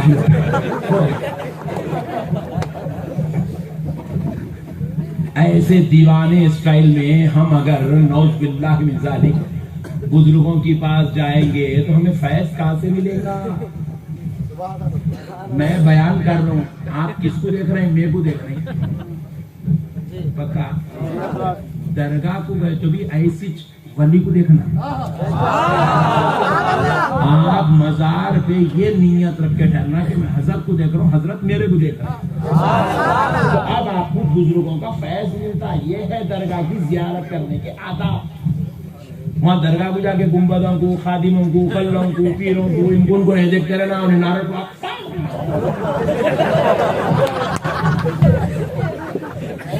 نعروں کے پیچھے نہیں پڑھنا، اپن ولی اللہ کے پیچھے پڑھنا. اللہ کے ولی کو دیکھیں گے، ولی ہم کو دیکھتے ہیں. روایات میں آتا ہے، بزرگوں نے لکھا، اولیاء اللہ کی بتائی بات ہے، مزار شریف کے پاس کھڑے ہو کے سبوح قدوس ربنا ورب الملائکۃ والروح، یہ وظیفہ 15 مرتبہ پڑھنا، کم سے کم 15 بار، 25 بار، 45 بار، 5 کی تعداد میں پڑھنا ہے. 15, 25, 45, 105 یا 505 ایسا پڑھنا. تو اللہ کے ولی مزار سے ایسے تعجب کے ساتھ کہ اتنا کیوں جو ہے مجھے آواز دے رہا ہے, یہ اتنا میری طرف کیوں مجھے اپنی طرف متوجہ کرا رہا ہے, ایسے تعجب کے ساتھ دیکھتے ہیں. اللہ کے ولی دیکھتے ہیں مزار شریف سے یہ وظیفہ پڑھنے والے. ہم لوگ آداب زیارت ہم لوگ سننے ہیں, پورے جاری والے سب ہے, مگر ہمارے کو عقیدت پکی نہیں ہے. ادب احترام لازم ہم نے اپنے اوپر نہیں کر لیا ہے, جس کی وجہ سے آج بزرگوں کا فیضان ہم کو نہیں ملا. درگاہ کو جاتے یقین ہے ہوتا کہ نہیں ہوتا کی, کرنا کہ نہیں کرنا کی, جانا کہ نہیں جانا کی, جائز ہے کہ نہیں ہے کی, کیا کی بات خالوبا بولی درگاہ کو جانا نہیں کرتے با, ہاں بولے نہیں رہے مامو بولی جا سکتے بول چل رہے با. خالوبا کو مامو کو دونوں کو لے لے کے درگاہ کو گئے تو نہ خالوبا ملتے نہ مامو ملتے. درگاہ کو گئے تو کامل یقین کے ساتھ اللہ کی قسم یہ اللہ کا ولی ہے, یہ ہمارے لیے دعا کریں گے, ہمارا بیڑا پار ہوگا. اس یقین کے ساتھ جاؤ, واقعی آپ کو اللہ کے ولی کا فیض ملتا. ایک واقعہ سن لیجیے. اورنگزیب رحمت اللہ علیہ بڑے عاشق تھے اولیاء اللہ کے. اورنگزیب ہاں بڑے بڑے بادشاہوں کے مقبرے دیکھے نہیں, وہ فلاں بادشاہ وہ بادشاہ یہ بادشاہ, مقبرے بنے ہوئے بادشاہوں کے. گلبرگہ کو جاؤ مقبرے ملتے, ہمارے حیدرآباد کو بادشاہوں کے مقبرے ملتے. میسور تو میسور ہی تھے بھائی, ٹیپو سلطان کے بعد وہ تو ولی تھے, ٹیپو سلطان کے بعد بادشاہوں کے مقبرے پڑے ہوئے یہاں پہ. مگر اورنگزیب رحمت اللہ علیہ کی بارگاہ آپ دیکھو کوئی مقبرہ حضرت نہیں بنانے دی. حضرت بولے خبردار میرا کوئی مقبرہ نہیں بنے گا. بولے حضرت پھر کیسے آپ کا وصال ہوگا تو کیسے؟ فرمایا مجھے فلاں ولی اللہ حضرت زین الدین صاحب قبلہ رحمت اللہ علیہ ان کے قدموں میں میری مزار بنا دینا. ولیوں کے عاشق تھے بڑے اورنگزیب رحمت اللہ, ولیوں کے عاشق, اولیاء اللہ کے چاہنے والے. آج بھی ان کا مزار بالکل سیدھا سادہ, کوئی گنبد نہیں, کوئی قبہ نہیں, کوئی مجاور نہیں, کچھ نہیں, بس خاموش آرام سے ولیوں کی بارگاہ میں لیٹے ہوئے آرام کر.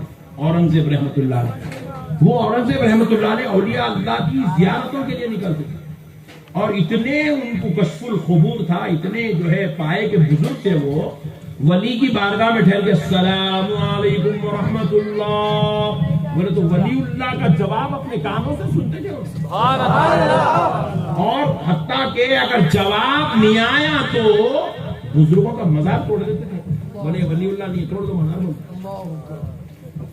ایسا معاملہ تھا حضرت اورنگزیب رحمت اللہ علیہ. تو آپ پہنچے سرکار غریب نواز کی زیارت کے لیے. اورنگزیب اجمیر شریف پہنچے غریب نواز کی زیارت کے لیے.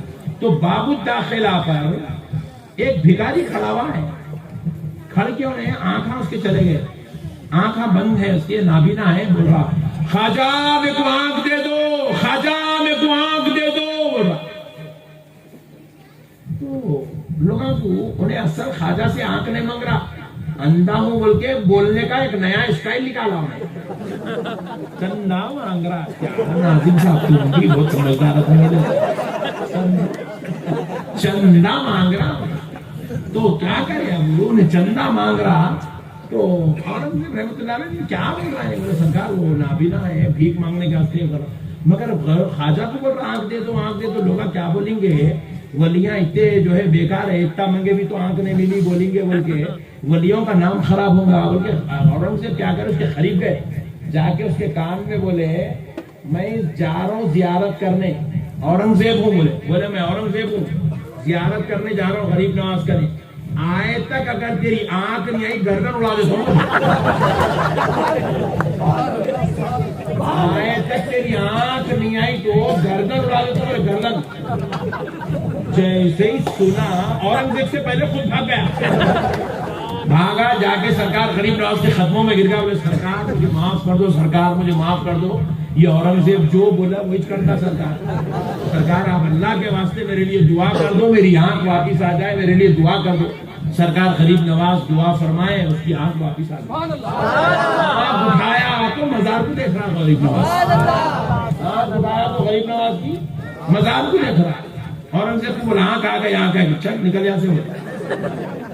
بات سمجھیں, ولیوں میں اتنا پاور ہے. شرط یہ ہے آپ کی عقیدت پکی ہونا. کی عقیدت پکی ہونا. بولو حضرت عمر کے دور میں کیا ہوا, پانی نہیں پڑ رہا تھا, قحط پڑ گیا. قحط تو حضرت عمر کے پاس پورے صحابہ کرام آئے، آ کے عرض کرنے لگے اے عمر، اے خلیفۃ المومنین، ہمارے زمانے میں قحط پڑ گیا، اتنا قحط کہ ہمیں ڈر ہو رہا ہے کہیں یہ قحط کی وجہ سے ہمارے بچے اور ہم مر نہ جائیں، پانی نہیں پڑ رہا، اتنا جو ہے ماحول خراب ہو گیا، پینے کو پانی نہیں ہے، ضرورت کے لیے پانی نہیں ہے، وضو کے لیے پانی نہیں ہے، غسل کے لیے پانی نہیں ہے، کہیں ہم پہ موت واقع نہ ہو جائے، اے امیر المومنین آپ دعا فرمائیے۔ تو حضرت عمر رضی اللہ تعالیٰ عنہ کیا کرے، بولے اچھی بات ہے، کل نماز استسقا پڑھی جائے گی، پانی جب نہیں پڑتا تو ایک نماز پڑھی جاتی ہے، اس کا نام ہے نماز استسقا، اور یہ نماز کہاں پڑھی جاتی ہے؟ مسجد میں نہیں، درگاہ میں نہیں، کھلے میدان میں، یا پھر اس سے افضل طریقہ ہے سوکھے تالابوں میں، تالاب میں جا کے سوکھے تالاب میں یہ نماز پڑھتے، نماز استسقا، اور ہاتھ ایسے الٹے رکھ کے دعا کرتے، عاجز و منکسر بن کے، یعنی کہ ہم پورے ہار گئے، مولا تو ہی ہے، ہمیں معاف کر دے، ہم نادم و شرمندہ ہیں، ہمیں معاف کر دے، بارش برسا۔ تو حضرت عمر نے کہا کل نماز استسقا پڑھی جائے گی، تو صحابہ کرام کل نماز استسقا پڑھنے آئے، تو ہاتھوں میں، ایک ہاتھ میں مصلی، دوسرے ہاتھ میں کشتی پکڑ کے آئے۔ کیا پکڑ کے آئے؟ کشتی بولے تو زمانے میں ٹوکرے کے کشتی آ رہے تھے، ٹوکروں میں بیٹھ کے لوگ ایسا ناپتے رہتے، مارتے، ٹوکروں میں لے لے کے آئے۔ دوسرے لوگ آپ پوچھے منافقہ، یہ ٹوکرے لے کے کہیں گزارا سکے تالاب میں، سکے تالاب میں یہ ٹوکرے لے کے گزارا؟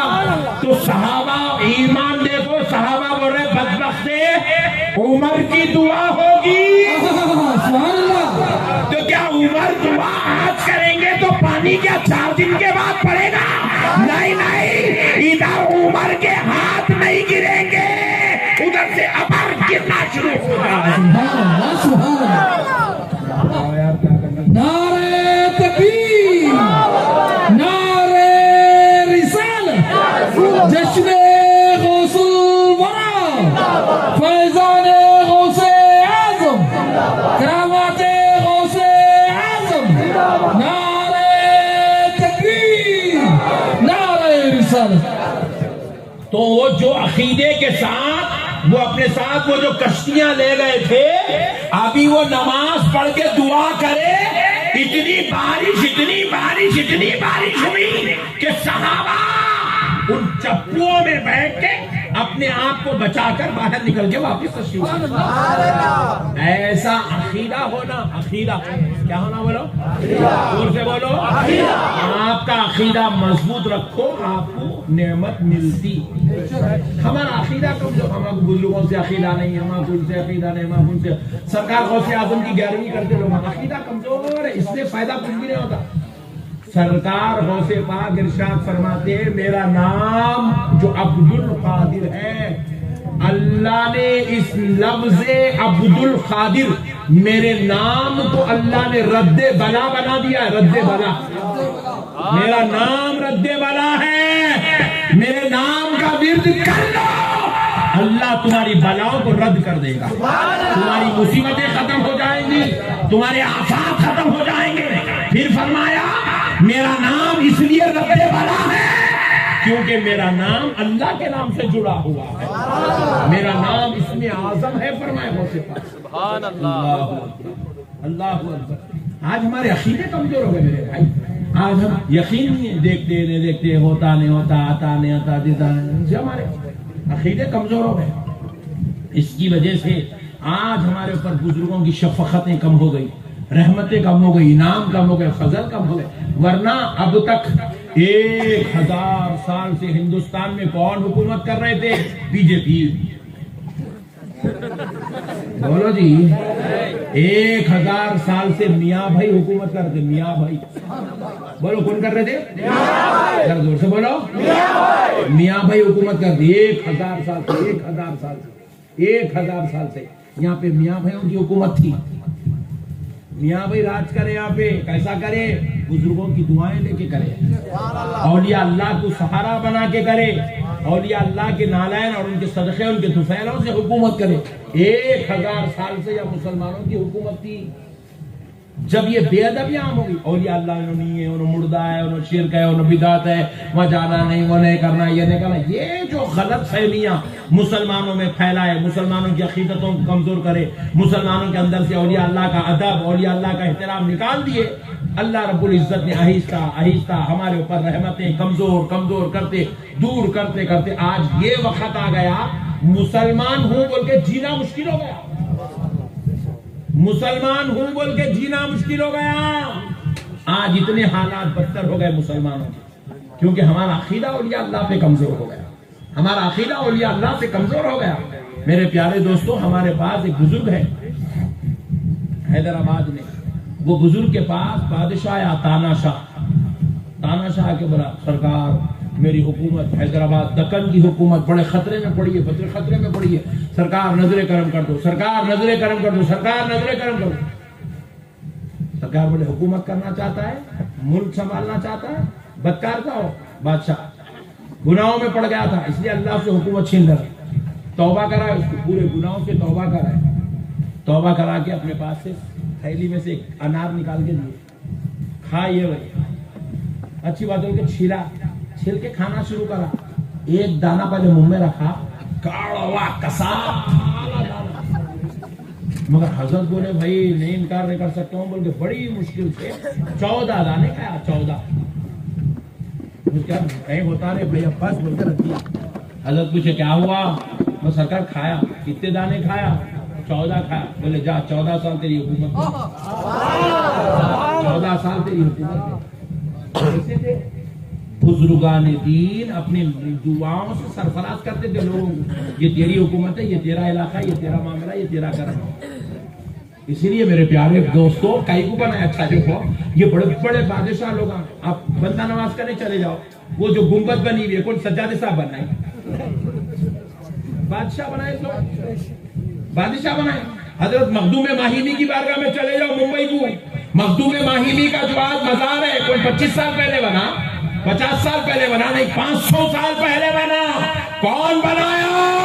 اس دور کا بادشاہ بنایا۔ جتنے بڑے بڑے اولیاء اللہ ہیں ان کی مزاروں پہ جو گنبد، جو مزار، جو تعمیرات آپ کو دکھیں گی، یہ کسی مریدوں کا بنایا ہوا نہیں، یہ بادشاہوں کا بنایا ہوا ہے۔ کیوں بنائے؟ اس لیے بنائے کیونکہ وہ بادشاہوں کو ان بزرگوں کی دعاؤں کے صدقے میں سلطنت نصیب ہوا کرتی۔ تکبیر، نعرہ تکبیر، نعرہ رسالت، غوث الورا، علماء اہل سنت۔ اکبر کو اولاد نہیں ہو رہی تھی، پریشان تھا، بزرگوں دعا کرے، سلیم پیدا ہوا، بزرگوں کی دعاؤں سے سلیم پیدا ہوا۔ اور وہ اتفاق سے نام بھی وہ بزرگ حضرت سلیم چشتی رحمت اللہ علیہ کا، تو ان کی نسبت سے اپنے بیٹے کا نام بھی انہیں سلیم رکھا۔ بڑے بڑے بادشاہوں بزرگوں کا صدقہ ملا میرے بھائی۔ اور بادشاہ لوگ جب بزرگوں کے ہزاروں سال حکومت کرے، بزرگوں کے پاس جاتے تو ہمارے جیسا تانشوں کے جیسا اکڑ کے، مغرور بن کے، اینٹ لے کے، گنڈیاں کلے رکھ لے کے، پھٹے پینٹا پہن کے، ناڑے بن لے کے، خفلان لے کے نہیں جاتے تھے، پیدل جاتے تھے، ننگے پیر جاتے تھے، بڑی عقیدتوں، محبتوں، ادب و احترام کے ساتھ پوری فوج کو پیدل لے کے جاتے تھے، گھوڑے ہاتھوں میں پکڑ کے جاتے تھے، بیٹھ کے نہیں جاتے تھے۔ بولے کیوں؟ اللہ کے ولی کی کہیں بے ادبی نہ ہو جائے، ایسا ادب کرتے تھے۔ تو بزرگ ہاتھ اٹھا کے دعا کرتے تھے، سلطنت تو سلطنت، باپ بھی بادشاہ، باپ کا بیٹا بھی بادشاہ، بیٹے کا بیٹا بادشاہ، بیٹے کا بیٹا بادشاہ، 7 نسلوں تک حکومتیں چل رہی ہیں۔ آج ہم سب چھوڑ دیے، ہمارے عقیدے کا ایسا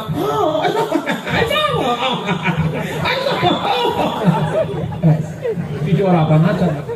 اس لیے بزرگوں کی رحمتیں، ان کی نعمتیں، ان کی فضل، ان کی دعائیں ختم ہو گئی۔ ہمارے علاقے میں ہم جس جگہ پہ رہتے ہیں حیدرآباد میں، وہاں ایک بزرگ ہے، ان کا نام ہے حضرت احمد بادپا رحمت اللہ علیہ۔ آپ لوگ آؤ حیدرآباد کو، ایسے بڑے بڑے جلیل القدر اولیاء اللہ حیدرآباد میں ہے۔ سرکار غریب نواز اجمیر میں تشریف لائے، ادھر غریب نواز آئے، ادھر ان کے برابر 25 سال کے بعد حیدرآباد دکن میں حضرت شہاب الدین عمر سہروردی، جو سہروردیہ سلسلے کے امام ہیں، ان کے مرید و خلیفہ حضرت بابا شرف الدین صاحب سہروردی رحمت اللہ علیہ حیدرآباد میں تشریف لائے. اس زمانے کے بزرگ ہیں، غریب نواز کے زمانے کے، حیدرآباد میں تشریف لائے. خطبے دکن ہے، خطبے دکن. آج بھی اولیاء اللہ کے حاضریاں ان کے دربار میں ہوتی ہیں روحانی طور پر. فیض و رحمت کا گنجینہ ہے حضرت بابا شرف الدین صاحب قبلہ. حیدرآباد تشریف لائیے، آپ ان بزرگوں کی زیارت کیجیے، فیض ملیں گا. ہمارے دکن میں ایک بزرگ حیدرآباد میں، ان کا نام ہے حضرت احمد بادپا. بادپا کہتے ہیں ہواؤں میں اڑنے والا. کس میں اڑنے والا؟ ہواؤں میں اڑنے والا.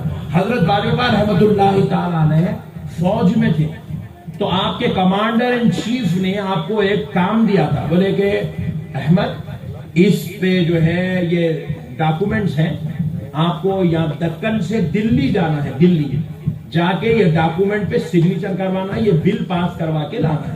آپ کو اس کے لیے 1 مہینے کا وقت دیا جائے گا. حضرت احمد بادپا رحمۃ اللہ علیہ جی اچھی بات ہے، بولے ڈیوٹی لے کے وہ اپنے تکیے کے نیچے فائل رکھ دیے. اللہ تعالیٰ شکر ہے، بولے 1 مہینے کا ٹائم مل گیا، عبادت میں ریاضت میں لگ گئے. بیٹھے عبادت، ریاضت، ذکر، اذکار، وظائف، تلاوت، نماز، روزہ، اس میں لگے ہوئے. 29 دن گزر گئے گئیچ نے. حضرت کتنے دن گزرے؟ 29 دن. اس کے بعد وہ کمانڈر ان چیف جو ہے طلب کیا آگے، کیا بولے جیو صاحب لوگ گئیچ کا یہیں چلال میں آیا، بولے یہیں سے بلایا. حضرت کی پوچھا تم کو میں ایک ٹائم دیا، وہ بہت اہم فائل ہے، وہ بہت بڑا ذمہ داری کا کام ہے، میں آپ کو دیا اور آپ لے لے کے بیٹھے. 29 دن ہو گئے، کل فائل سبمٹ کرنے کا ہے. حضرت بولے دیکھیے ابھی میرے پاس 1 دن باقی ہے، آپ کا کام ہو گیا تو بس ہے نا، آپ بے فکر رہیے، کل آپ کی فائل مل جائیں گی. پریشان ہو گئے. دوسرا دن جمعہ کا دن، فجر کی نماز حضرت اپنے علاقے میں پڑھ کے وہ فائل لے کے باہر نکل کے ایک بیل بنڈی والے کو رکائے، گھوڑا بنڈی کو رکا کے بولے میاں دلی کو چلتا. انہیں پریشان ہوگا، کہا ہے بھائی حضرت ہے باتیں کر رہی ہیں، عجیب و غریب باتیں یہ دلی کو چلتا. اب یہ باتیں سن کے بھابھی دلی کو چلتا. انہیں بولا عقیدت مند تھا، کٹر سنی تھا، وہابی نہیں تھا. سرکار آپ لکھ گئے تو چلتا ہوں، آپ لکھ گئے تو چلتا ہوں. بولے اچھی بات ہے. بول کے حضرت اس کی بنڈی میں بیٹھ گئے. بولے آنکھ بند کر درود پڑھ. بولے پڑھا، 14 مرتبہ درود پڑھا. آنکھ کھول. بولے کھولا. دلی میں محسوس یہ کر رہا ہے 14 مرتبہ درود پڑھا تھا، تیز رفتار ہوا میں انہیں گزر رہا. اترے حضرت، بولے دیکھ یہ علاقہ ہے، نماز پڑھنا ہے، جمعہ کی نماز یہاں پڑھ لے، میں بھی اپنی کام کر لوں گا، پھر اس کے بعد میں بھی نماز پڑھوں گا، دونوں مل کے پھر واپس جائیں گے. پھر حضرت گئے آفیسر کے پاس، سگنیچر لے لیے، پھر وہاں سے نکلے، جمعہ میں پہنچے، نماز پڑھے، پڑھ کے نماز پڑھ کے آگے پھر اس کے بعد بیٹھے.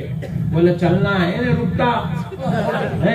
چلتا ہوں. اچھی بات ہے چل. بولے بیٹھے. پھر بولے درود پڑھ. بولے پڑھا. اس کے بعد 7 بار، جاتے وقت 14 بار، آتے وقت 7 بار. 7 بار آنکھ کھولا تو حیدرآباد میں دکن. جب اسے آپ کا لقب پڑ گیا بادپا، ہواؤں میں اڑنے والے. اللہ کے ولیوں کے لیے کوئی تعجب کی بات، خدا کی قسم یہ کرامت سنائے تو وہاں بھی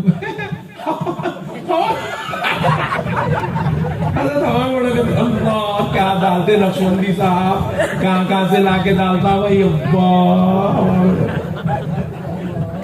ابے حولے میں مامبڑی کو آیا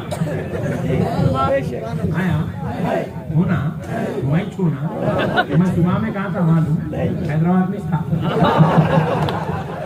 صبح میں حیدرآباد میں تھا، رائٹ. صبح نکلا گھر سے، ٹھیک 10:40 کو فلائٹ لیا حیدرآباد سے، وہی بادپا کے شہر سے. بادپا کے شہر سے فلائٹ لیا 10:40 کو. 12:20 کو اترا میسور میں. 900 کلومیٹر 900 کلومیٹر اڑ گیا 2 گھنٹے میں. اڑ گیا کتنے گھنٹے میں؟ 2 گھنٹے. کس کو شک ہے ہاتھ اٹھاؤ جلدی. اور میرے کو کون اڑا معلوم؟ پائلٹ. حضرت بیل منڈی میں اڑے, میں فلائٹ میں اڑا. وہاں پہ بیل میں گھوڑے میں پھر بھی جان ہے, یا پلین میں جان ہی نہیں ہے. انہوں تو بھی جاندار چیزوں کو لے کے اڑے, میں بے جان چیز کو لے کے اڑا, اور میرا پائلٹ پٹھا اڑا کے لا کے چھوڑ دیا. اور یقین مانو آپ, میں اتنا تھکا ہوا رہتا ہوں, میرے کو راتوں میں نیند آتی نہیں, صبح ہی سوتا ہوں. فلائٹ کب اڑی میرے کو معلوم ہی نہیں ہے, کیونکہ میں بیٹھ کے وہ اے سی اوپر سے یاری ہوا. پھر اس کے بعد میرے کو 90% میرے ساتھ ایسا ہوتا, ایئر ہاسٹس آ کے اٹھاتی, نشوندی صاحب ویک اپ پلیز. ایسا اٹھانا پڑتا میرے کو. سو جاتا ہوں میں فلائٹ میں, لوگ فلائٹ میں بیٹھ کے وہ اڈلیاں کھاتے, وہ چائے پیتے, جرنی ہے اس کا مزہ لو. تم لے لو مزہ, ہمارے کو نہیں چاہیے مزہ, ہمارے کو نیند ہونا نہیں. فلائٹ میں بیٹھ کے سونا نہیں, نیند فلائٹ میں ہوتی, کار میں ہوتی. کار میں بیٹھتے کہ بچوں کو پوچھا کتنی دیر کی یہاں سے جرنی میسور سے, اب جانا ہے, بولے 15 منٹ. تو لائٹ لے لیا, نہیں سویا. نہیں تو میں کار میں نیند آتی, فلائٹ میں نہیں آتی, میں مست سوتا ہوں. میں جل سے میں نے سوتا الحمدللہ. اپنے کو تو پتا بھی نہیں چلا, اپن سوئے, آنکھ بند ہوئی تو حیدرآباد میں تھے, کھلی تو میسور میں. کون لائے؟ بولے پائلٹ لایا. کل میں لایا, فلائٹ میں لایا. کون بنائے؟ انگریز بنایا. کون بنائے؟ آدھی چڈی گوری چمڑی, آدھی چڈی گوری چمڑی. اللہ انگریز پہ فضل کر دیا. انگریز ایک ہی وقت میں 160 180 لوگوں کو حیدرآباد سے میسور, میسور سے حیدرآباد پہنچا رہا ہے. ارے سوچو اے مسلمانوں, جب انگریز انسانوں کو, ایک دو کو نہیں, 180 لوگوں کو 320 فلائٹ میں بٹھا کر وہ حیدرآباد سے میسور, میسور سے حیدرآباد پہنچا سکتا ہے, جب انگریز پہ فضل ہو وہ ہواؤں میں انسانوں کو اڑا سکتا ہے. اور اللہ ولی پہ فضل کر دے, وہ ہوا میں اڑ کے دلی پہنچ جائے تو کیا تعجب ہے. نعرہ تکبیر, نعرہ رسالت, نعرہ رسالت, عظمت اولیاء, شان اولیاء, نعرہ تکبیر, نعرہ رسالت. سبحان اللہ. کوئی تعجب کی بات ہے؟ بولو بھائی, کوئی تعجب کی بات ہے؟ کوئی تعجب کی بات نہیں ہے میرے بھائی, خدا کی قسم کوئی تعجب کی بات نہیں. کیا تعجب کی بات ہے؟ موبائل دیکھو سامنے لگے ہوا ہے بیچارہ شریف آدمی, موبائل بول رہا ہوں جی, آدمی کو ایک دیکھ رہا ہوں, اس کو یہی ایسی رکھ کے فیس بک پہ لائیو ہوئے, ود ان سیکنڈ آپ کا ہمارا مام بڑی کا یہ جلسہ امریکہ میں دیکھ سکتے, ود ان سیکنڈ سعودی عرب میں بیٹھ کے دیکھ سکتے, آسٹریلیا میں بیٹھ کے دیکھ سکتے, ہندوستان کے کسی بھی کونے میں بیٹھ کے دیکھ سکتے. آپ خبرستان میں بیٹھ کے نہیں دیکھ سکتے, زمین کے اوپر ہے تو آپ دیکھ سکتے, دیکھ سکتے نہیں دیکھ سکتے, ذرا بولیے. ارے بھائی, نہ تو اس کو میں کو کوئی انسٹرومنٹ لگا ہوا ہے, نہ تو کوئی وائر لگا ہوا ہے. یہ دیکھو یہ بیچارہ یہاں تھا, انہیں بھی گر گیا ہے. اتنا ہی سے دیکھو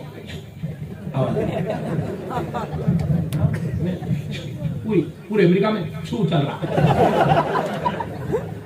آپ مسئلہ کو سمجھو, کیا ٹیکنالوجی ہے, کیا ایڈوانس ہے, کیا دنیا ہو گئی, کیسا دکھا رہا بھائی, کیسا ہوتا کچھ بھی نہیں.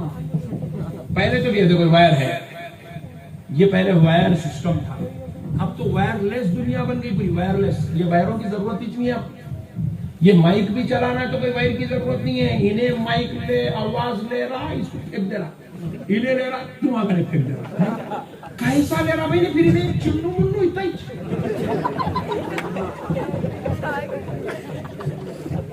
تعجب کرو میرے بھائی, کیا امیجن کرو کیا ہو رہا ہے, کیا چل رہا ہے. یہ موبائل ایسی کیا چیز بن گئی, پوری دنیا سے آپ کو کنیکٹ کر دے رہا. پہلے تو بھی, پہلے وہ ایسا ہی رنگ ملانا پڑتا تھا 2 5 7 آگے بولو جلدی بولو 3 6 ہلو ہلو نیٹ ورک نہیں لگ رہا یہ چل کے آپ بولو سیدھا موبائل سامنے رکھ کے عبد الجلیل بولتے جلیل سامنے آ جا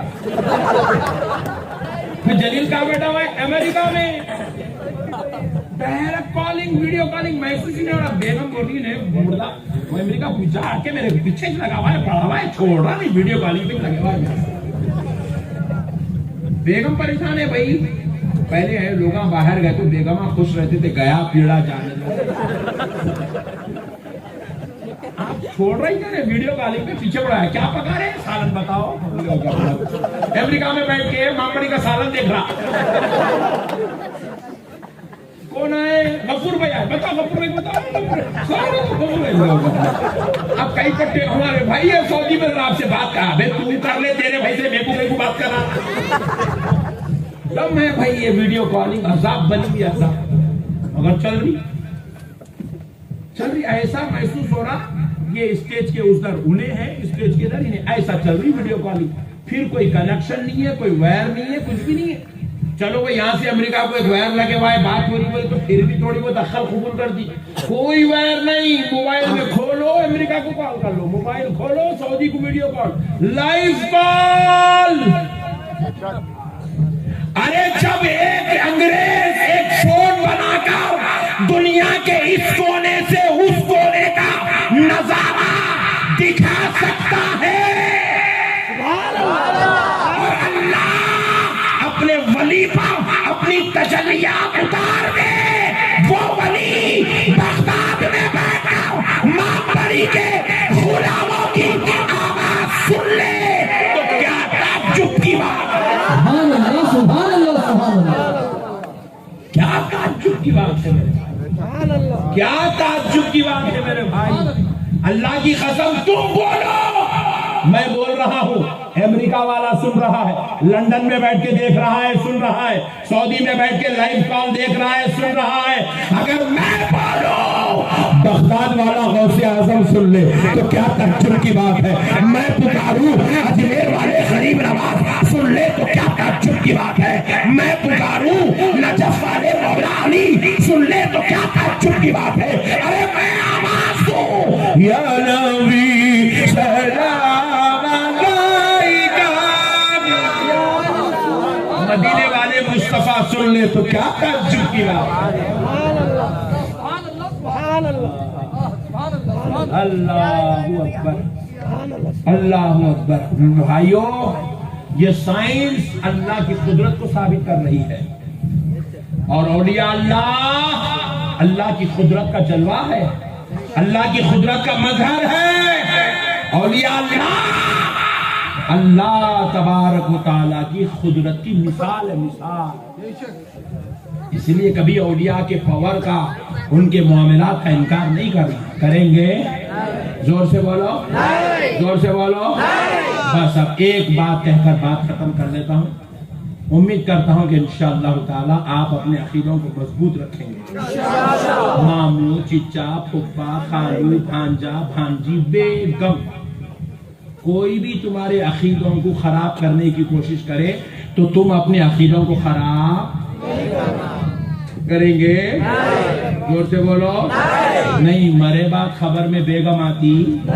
مامو آتے چچا آتے امیر صاحب تو میت میں نہیں آتے خبر میں کہاں سے نہیں آتے کوئی بھی خبر میں جا کے اپنے کچھ اپنے نبی کو چہرہ دکھانا ہے یہاں اگر نبی کی مخالفت گستاخیاں بے ادبیاں کرو گے تو نبی کو چہرہ کیا دکھاؤ گے اس لیے نہ خبر میں جاؤ تو گستاخ و بے ادب بن کے نہ عاشق مصطفیٰ بن کر جاؤ غلام رسول بن کر جاؤ ارے جب ہمارے جنازے اٹھے تو لوگ یہ نہ کہے کہ سلام کا منکر تھا فاتحہ کو بدعت مانتا تھا اولیاء اللہ کو شرک مانتا تھا یا رسول اللہ کہنے پہ جھگڑا کرتا تھا گھر میں جو ہے نبی کی میراث پر اعتراض کرتا تھا لوگ یہ نہ کہے بلکہ دنیا یوں کہے یہ جو جنازہ اٹھا ہے کسی اور کا نہیں عاشق رسول کا جنازہ جا رہا ہے غلام مصطفیٰ کا جنازہ جا رہا ہے نبی کے نام جنازہ جا رہا ہے۔ ان کی باتیں سن کے نبی سے رشتہ مت توڑو، غوث و خواجہ سے رشتہ خراب مت کرو، اولیاء اللہ سے تعلقات خراب مت کرو۔ کوئی بھی تمہارے کو آخرت میں ساتھ دینے والا نہیں ہے۔ باپ اولاد کے کام نہیں آئے گا، بیٹا باپ کے کام نہیں آئے گا، ماں دودھ پلانے والی ماں بروز محشر اپنے بیٹوں کو دیکھے گی، چہرہ چھپا کے بھاگ جائے گی۔ اللہ اکبر، نفسا نفسی کا عالم ہوگا، کوئی کسی کے کام نہیں آئے گا۔ ویسے محشر کے تعلق سے اللہ قرآن پاک میں کہتا ہے یوم ندعو کل اناس بإمامہم، بروز محشر جنت کی طرف تم کو تمہارے اماموں کے ساتھ بلایا جائے گا۔ کس کے ساتھ؟ اماموں کے ساتھ۔ امام بولتے ہیں مسجد کے امام صاحب نہیں، بزرگاں فرماتے ہیں قادریوں کے امام غوث اعظم کے ساتھ، چشتیوں کو غریب نواز کے ساتھ، نقشبندیوں کو بہاء الدین نقشبند کے ساتھ، سہروردیوں کو حضرت شہاب الدین سہروردی کے ساتھ، شاذلیوں کو حضرت امام شاذلی کے ساتھ، رفاعیوں کو سید احمد کبیر رفاعی کے ساتھ، بندہ نوازیوں کو حضرت سیدنا بندہ نواز کیسو دراز کے ساتھ، نظامیوں کو محبوب الہی سرکار نظام الدین تم کو بروز محشر تمہارے اماموں کے ساتھ بلایا جائے گا۔ اے قادریو آؤ عبد القادر کے ساتھ، اے چشتیو آؤ معین الدین چشتی کے ساتھ۔ اللہ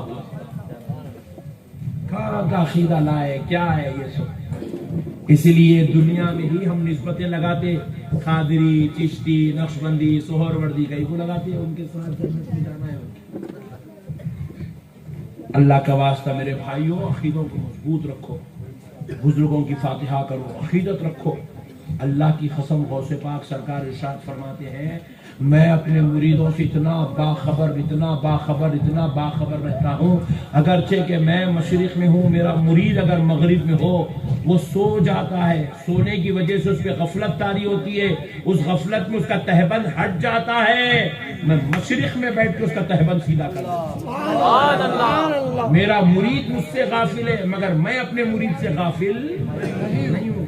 مرید کے تعلق سے صوفیہ اکرام فرماتے ہیں جب مرید کا انتقال ہوتا ہے، پوری دنیا میں جتنے بھی جدھر بھی جہاں بھی قادری غلام ہے، مرید کا انتقال ہوتا ہے قادری غلاموں کا، غوث پاک سرکار اس کے آخری وقت میں وقت نظام میں اس کے سرانے کھڑ کے اپنے مرید سے کہتے ہیں میرے مرید پاک لا الہ الا اللہ سبحان اللہ، غوث پاک اپنے مریدوں کو کلمہ پڑھاتے ہیں۔ پھر اس کے بعد جب اس کا حساب کتاب ہوتا ہے قبر میں، فرشتے سوال کرتے ہیں، مرید اگر جواب نہیں دے سکا، غوث پاک سرکار اپنے مرید سے سرانے کھڑ کے کہتے کہہ ربی اللہ، قل ربی اللہ، دین الاسلام، اشہد ان محمد عبدہ ورسولہ۔ ایسا تعلق ہے غوث پاک کا، بزرگوں کا، اولیاء اللہ کا اپنے مریدوں کے ساتھ۔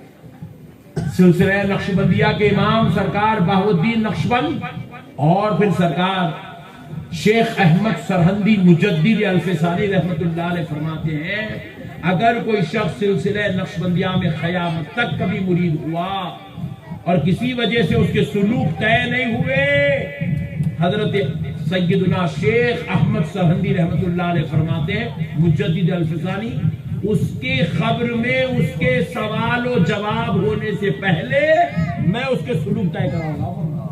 میری ذمہ داری ہے، میرے سلسلے کے ہر مرید کی میری ذمہ داری ہے، میں اس کے سلوک طے کراؤں گا۔ فرمایا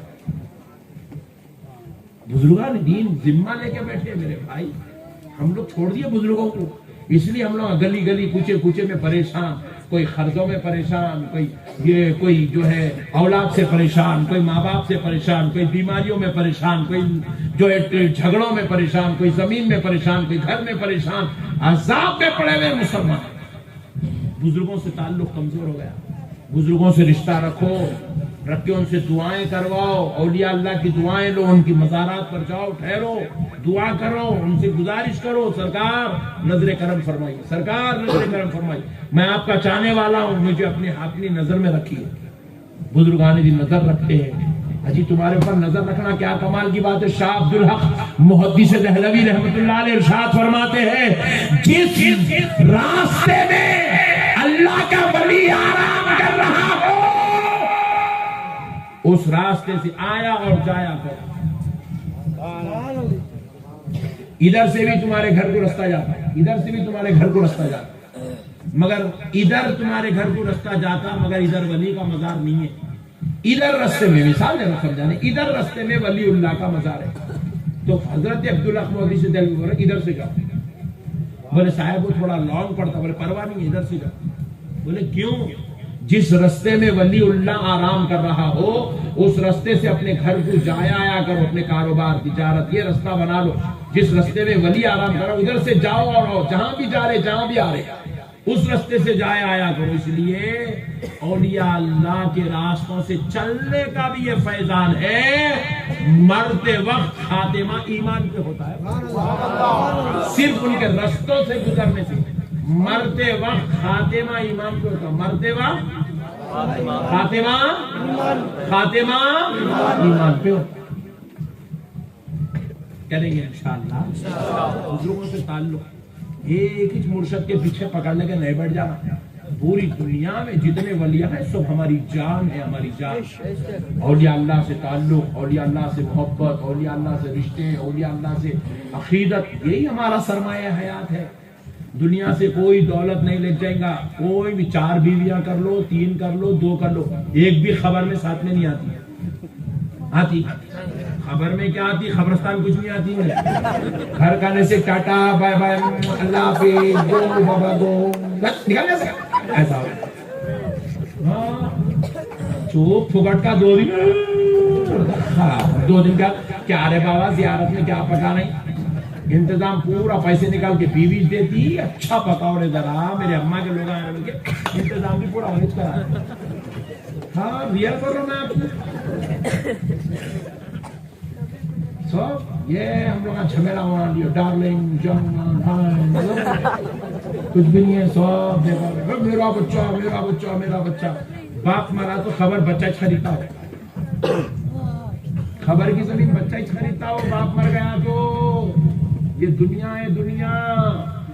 اللہ بتا رہے ہیں تم مرے جس کے لیے وہ تمہاری خبر کا خرید رہا اپنے لیے.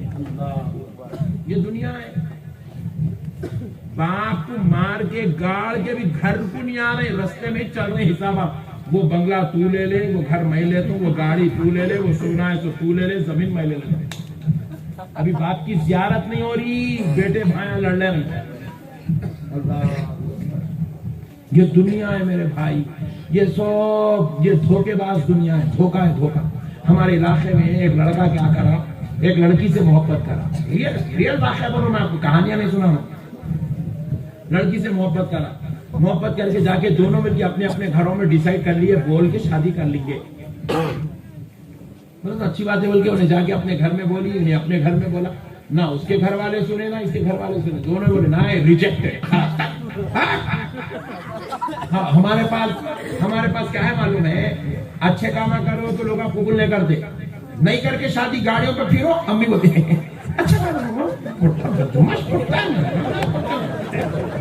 گناہ کرو قبول کر دے, نیکی کرنے جاؤ قبول نہیں کرتے. بھائی اگر کر دیتے تو بیچارے دونوں گناہ کرنے سے بچ جاتے تھے نا. کر دینا. جوان ہونے کے بعد ارے تم لوگ کہیں کل سے عاشقی نہیں کرنا, گناہ ہے. مگر اگر کوئی لڑکا کسی لڑکی کو پسند کر رہا ہے, لڑکی کسی لڑکے کو پسند کر رہی ہے, تو ماں باپ کا کام ہے سوچ سمجھ کے دیکھ لے کے معاملہ بننے والا ہے تو بنا دینا. بنا دینا بہتر ہی ہے اس کے اندر, تاکہ ان لوگ گناہ کرنے سے بچ جائے, عیاشی کرنے سے بچ جائے, زنا کرنے سے بچ جائے. کیونکہ زنا کرنے والوں کی عمر چھوٹی ہوتی ہے, اللہ کی رحمت فضل کے دروازے بند ہو جاتے. تو بہرحال اب وہ لڑکا لڑکی دونوں بھی جا کے اپنے اپنے گھروں میں بولے, تو لڑکی والے بھی ریجیکٹ کر دیے, لڑکے والے بھی ریجیکٹ کر دیا. ابھی لوگ بیچارے پریشان ہو گئے, سمجھا رہے ہیں 1 مہینہ ہوگا, نہیں سنے تو دونوں مل کے بولے چلو سکندرآباد ریلوے اسٹیشن ٹرین پکڑیں گے. نکلے دونوں مل کے چلے گئے, کسی ڈسٹرکٹ میں گئے, جا کے 6 مہینے رہے, شادی کر لیے, کھائے پیے ماشاءاللہ مست رہے, جتنا تھا پورا اڑا دیے. اب اس کے بعد امی کو فون کرے, ابا کو فون کرے, نہ امی قبول کرے نہ ابا قبول کرے, دونوں کو بھی پھر ریجیکٹ کر دیا. اللہ بولے ایسی کی تیسی بول کے غصے میں وہی محلے میں آ کے کرائے کا گھر لے کے دونوں رہنے لگے. رہتے رہتے ابھی چل رہی مست زندگی, شادی بھی 1.5-2 سال ہوئے, اچانک بچے کو ہارٹ اٹیک آیا, بچہ مر گیا, کرسی پہ بیٹھ کے مر گیا. اس کی وائف کو کال کرے, انہیں بیچاری ٹیچنگ کر رہی, دونوں بھی جاب کر رہے ہیں, کمانے کے واسطے پیسہ بنا کے جاب کرتے کرتے سکال آیا, وہاں سے روتے بھاگ کے آئی, لائی, جنازہ لی, گھر میں لے گئی. پھر اس کے بعد لڑکے کے والد والدہ کو کال کری, ان لوگ بیچارے قبول نہیں کرے. پھر اپنے اما بابا کو کال کری, انہیں لاؤ بولے, لگ گئے. سسرال سے جنازہ اٹھا, لگ گئے, تدفین کر دیا. اب یہ بچی کے خاطر انہیں ماں باپ کو چھوڑا, خاندان کو چھوڑا, رشتہ داروں کو چھوڑا, دوستوں کو چھوڑا, محلے میں ذلیل ہوا, رسوا ہوا, نقشبندی صاحب کی تقریر کا موضوع بن گیا ایک بچی کی خاطر. رائٹ, اتنا ذلیل ہوا حتیٰ کہ مر گیا. مگر اب کیا ہوا دیکھو آپ, جس سے محبت کرا وہ بیچاری جو ہے ایک پڑھاتے پڑھاتے آئی, میت لی, ایک دن گھر میں رہی, دوسرے تیسرے دن زیارت ہوئی, چوتھے دن اسکول کو لپسٹک لگا کے چلے گئے. تو اس کو پرنسپل پوچھا, جی اماں تمہارے شوہر کا انتقال ہوگا, کہیں کو آیا, تم ذرا بیٹھنا نہیں گھر میں, بیٹھے تو تم کھلاتے کیا, پوچھی. یہ ہے دنیا, یہ ہے دنیا, یہ ہے بے وفائی. یہ دنیا بے وفائی کا نام ہے, بے وفائی. یہاں پہ بھی کئی شوہراں بیٹھے ہوئے بیچارے روٹیاں بنا کے صبح اٹھ کے 6 بجے آئی, میرے سیاں روٹی کھاتے بول کے پکائی, سیاں جا کے دوسرا نکال کر لیجیے, جاؤ وانے وا, ایمانداری سے بولو. بے وفا دنیا ہے میرے بھائی, بے وفا دنیا, بے وفا ہے دنیا. دوست کو خردا دیتا ہے, لو بھائی پھر پریشانی ہے بھائی, 10,000 روپے رکھ. انہیں کیا کرتا, لگ جا 10,000 روپے ایک مہینے میں دے تم, آپ 1 مہینے میں دے تم. 30 دن کے بعد اس میں السلام علیکم خیریت, 1.5 مہینے کے بعد, ارے کیا رہے بھائی پیچھے پڑ گا, بھاگ جاؤ گا, تیرے پیسے لے. 2 مہینے کے بعد ارے چل رہے نہیں دیتا ہوں, دیکھ لے کیا کرتا, کر لے جا. یہ دنیا ہے, دنیا کیا ہے یہ بولو, یہ دھوکے باز دنیا, یہ دھوکے کی جگہ, مکاری کی جگہ, فریب کی جگہ, جہاں پہ خالی ایک دوسرے کے ساتھ لڑائی جھگڑے.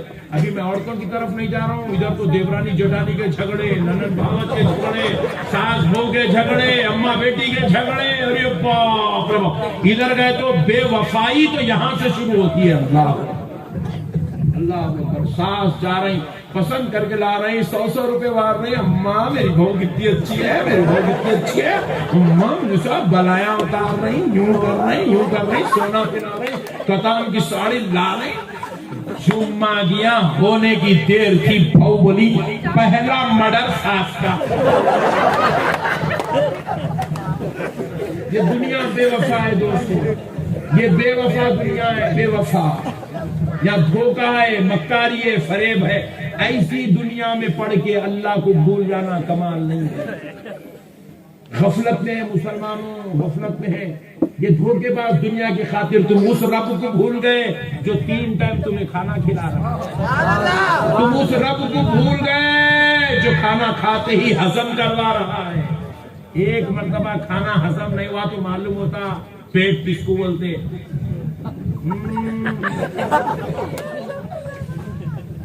ہاں میرے بھائی, 3 ٹائم کھانا کھلا رہا, 3 ٹائم ہضم ہو رہا.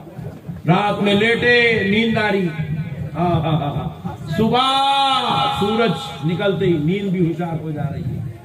اللہ کیا اللہ کا فضل ہے, کیا اللہ کا کرم ہے. دکان ڈالے, اب دکان ڈالے, کس کے بھروسے پہ ڈالا بھائی. اللہ اکبر. شٹر اٹھاتے کی گرا کا, شٹر اٹھاتے کی گرا کا, دکان کھولتے کی گرا. کون بھیج رہا, اللہ بھیج رہا. گراہک کا بھیجنے والا اللہ, کاروبار چلانے والا اللہ, دکان کا دینے والا اللہ, بزرگوں کے صدقے میں اللہ اتنی نعمتیں دے رہا ہے. اور اس رب کو بھول گئے مسلمانوں. کئی تو اس میں ایسے نالائق بیٹھے ہوئے, جمعہ کو نماز پڑھا تو پھر جمعہ کو نماز پڑھتا. بدبخت ہے, بدبخت.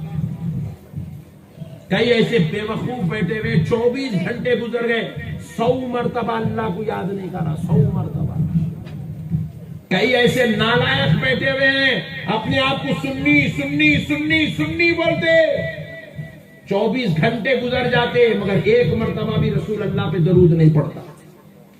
100 مرتبہ ایک تسبیح رسول اللہ پہ درود نہیں پڑتا. پھر بولتا میں سنی ہوں، رسول اللہ کا چاہنے والا ہوں.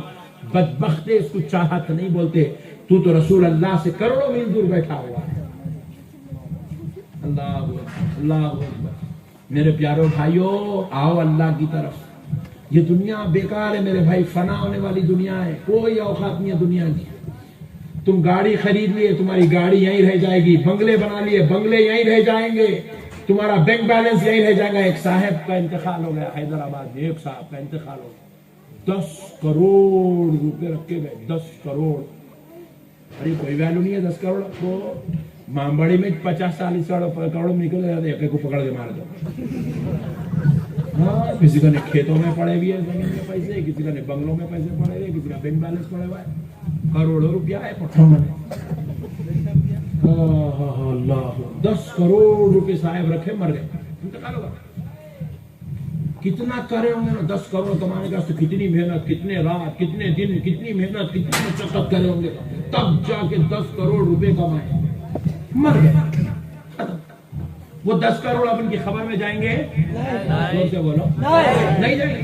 وہ بنگلہ ان کی خبر میں جائیں گا؟ وہ گاڑیاں ان کی خبر میں جائیں گے؟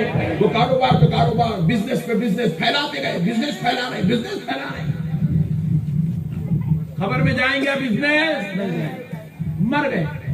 اب اللہ تعالیٰ خبر میں یہ نہیں پوچھیں گا تیرا بینک بیلنس کتنا تھا، تیرے بنگلے کتنے تھے، تیرا جو ہے کاروبار کتنا تھا، کتنے مزدور تھے، کتنے نوکر تھے، کس کی کتنی سیلری تھی، کس کا پی ایف کتنا تھا، کہ تیری انکم کتنی تھی، تیرا منافع کتنا. نہیں پوچھیں گا اللہ. اللہ تو یہ پوچھیں گا بتا تیرے اخلاق کیسے تھے، بتا تیری عبادات کا معاملہ کیا تھا، تیرے تقوی کا معاملہ کیا تھا، بتا تیرا میرے ساتھ رشتہ کیسا تھا، بتا میرے نبی کی تعلیمات پہ عمل کرتا تھا کہ نہیں کرتا تھا.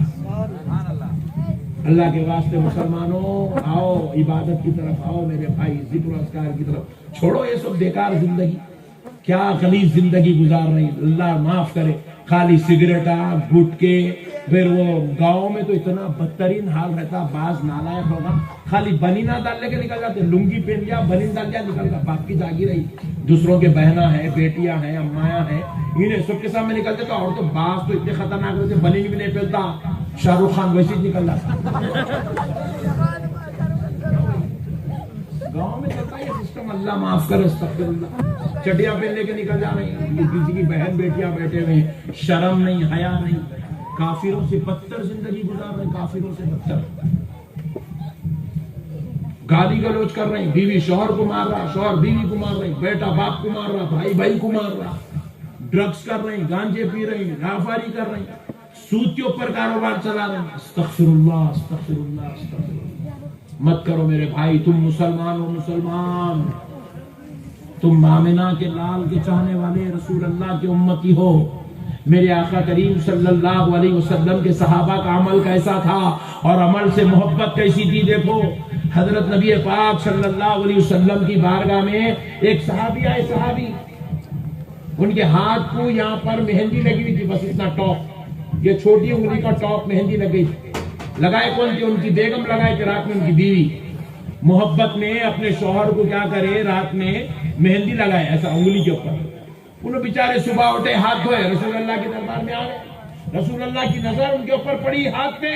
حضور چہرہ پھیر لیا. اللہ چہرہ پھیر لیے سرکار. صحابی پریشان ہوئے، خدموں میں گر کے آگے، یا رسول اللہ مجھے معاف کر دے میرے آقا، یہ کیا میرے سرکار آپ مجھ سے نظر پھیر لیے. حضور نے فرمایا تم اپنے چہرے پہ، تم اپنے ہاتھ پہ یہ کیا لگائے؟ بولے یا رسول اللہ مہندی ہے، رات میں سوتے وقت میری بیوی نے محبت سے لگا دیا. رسول اللہ صلی اللہ علیہ وسلم نے کہا میرے شہر کے باہر چلے جاؤ. جب تک وہ مہندی کا رنگ واپس نہیں چلا جاتا، میرے مدینے میں واپس نہیں آنا فرمایا.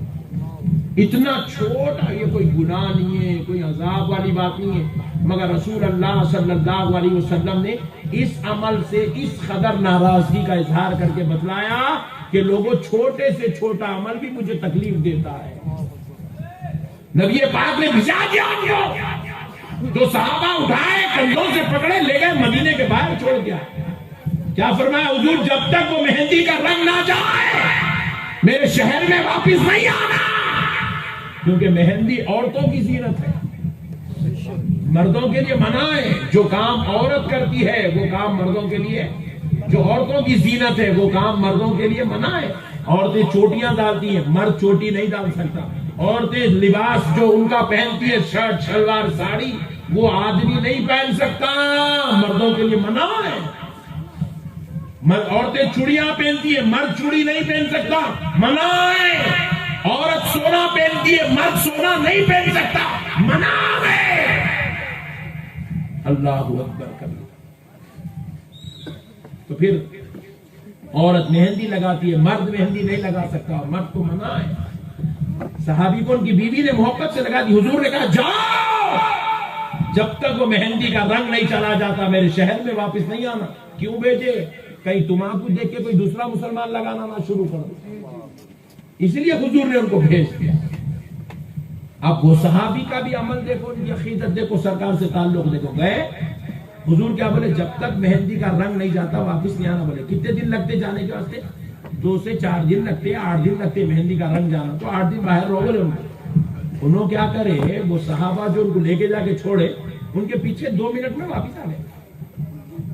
رسول اللہ صلی اللہ علیہ وسلم نے پوچھا, میں نے تم کو شہر سے واپس بھیج دیا تھا, تم نے واپس کیوں آئے؟ تو بولے حضور آپ نے فرمایا تھا مہندی کا رنگ چلا جائے تو واپس آ جانا. حضور میرے ہاتھ کی مہندی کا رنگ چلا گیا, اس لیے واپس آ گیا. بولے اتنا جلدی کیسے چلا گیا بتاؤ. ایسے ہاتھ اٹھا کے بتائے تو پوری انگلی لہو لہان تھی, خون بہ رہا تھا, آستین خون سے بھیگ گیا تھا. حضور نے پوچھا تم نے یہ کیا کیا؟ صحابی نے کہا یا رسول اللہ میں نے اپنی انگلی کو ایک پتھر پہ رکھا, دوسرا پتھر لیا, مار کے پورا چمڑا اٹھا کے پھینک دیا. نبی پاک نے پوچھا صحابی تم نے اپنی انگلی کو ایسے تکلیف کیوں دی, یہ ایزا کیوں پہنچایا اپنے جسم کو؟ کہا یا رسول اللہ میں یہ ایزا پہنچانا برداشت کر سکتا ہوں, مگر آپ سے, آپ کے شہر سے دور رہنا برداشت نہیں کرتا. ایسی محبت کرے میرے بھائی حضور سے, ایسا پیار کرے. ہمارے کو شاہ رخ خان دکھا, سلمان خان دکھا, ہم لوگ داڑیاں بنا لیں گے. کئی نوجوانوں کو دیکھا ایسا یوں, ایسا یہاں پہ دبا کے داڑھی پوری کٹ کر دیا, یہاں لا کے ایسا چھوڑ دیا, ایسا یوں نیچے چھوڑ رہا, پوری ایسی تیر نکال رہا. کیا ہوگا رے, ایسا ایک چھوڑا. وراٹ کوہلی ایسی چھوڑا. ابے ہولے تیرے کو جنت میں رسول اللہ کے ساتھ جانا ہے, وراٹ کوہلی کے ساتھ جانا ہے. ہاں رسول اللہ کے ساتھ جانا ہے بھائی. کیا ہے میرے بھائی یہ طریقہ, کیا کر رہے ہیں ہم لوگ, کون ہے؟ کئی ہمارے نوجوان شیو کر کے شیو, استغفر اللہ العظیم الذی لا الہ الا هو الحی القیوم واتوب الیہ. رسول پاک علیہ السلام فرماتے ہیں تم اپنے چہروں پہ وسترا چلاتے ہو تو تمہارے چہروں پر نہیں, وہ میرے کلیجے پر چلتا ہے. اللہ اکبر. نماز چھوڑ رہے, رسول اللہ فرمائے قرۃ عینی, میرے نماز, میری آنکھوں کی ٹھنڈک فی الصلاۃ, نماز میں ہے. بولے سرکار کس میں؟ بولے آنکھوں کی ٹھنڈک, زور سے بولو, نماز میں. ہم نماز چھوڑ کے رسول اللہ کے آنکھوں کو تکلیف پہنچا رہے ہیں. خدا رہا میرے مسلمان بھائیوں, میری بہنوں, میری ماؤں, میری بچیوں, نماز کی پابندی کرو.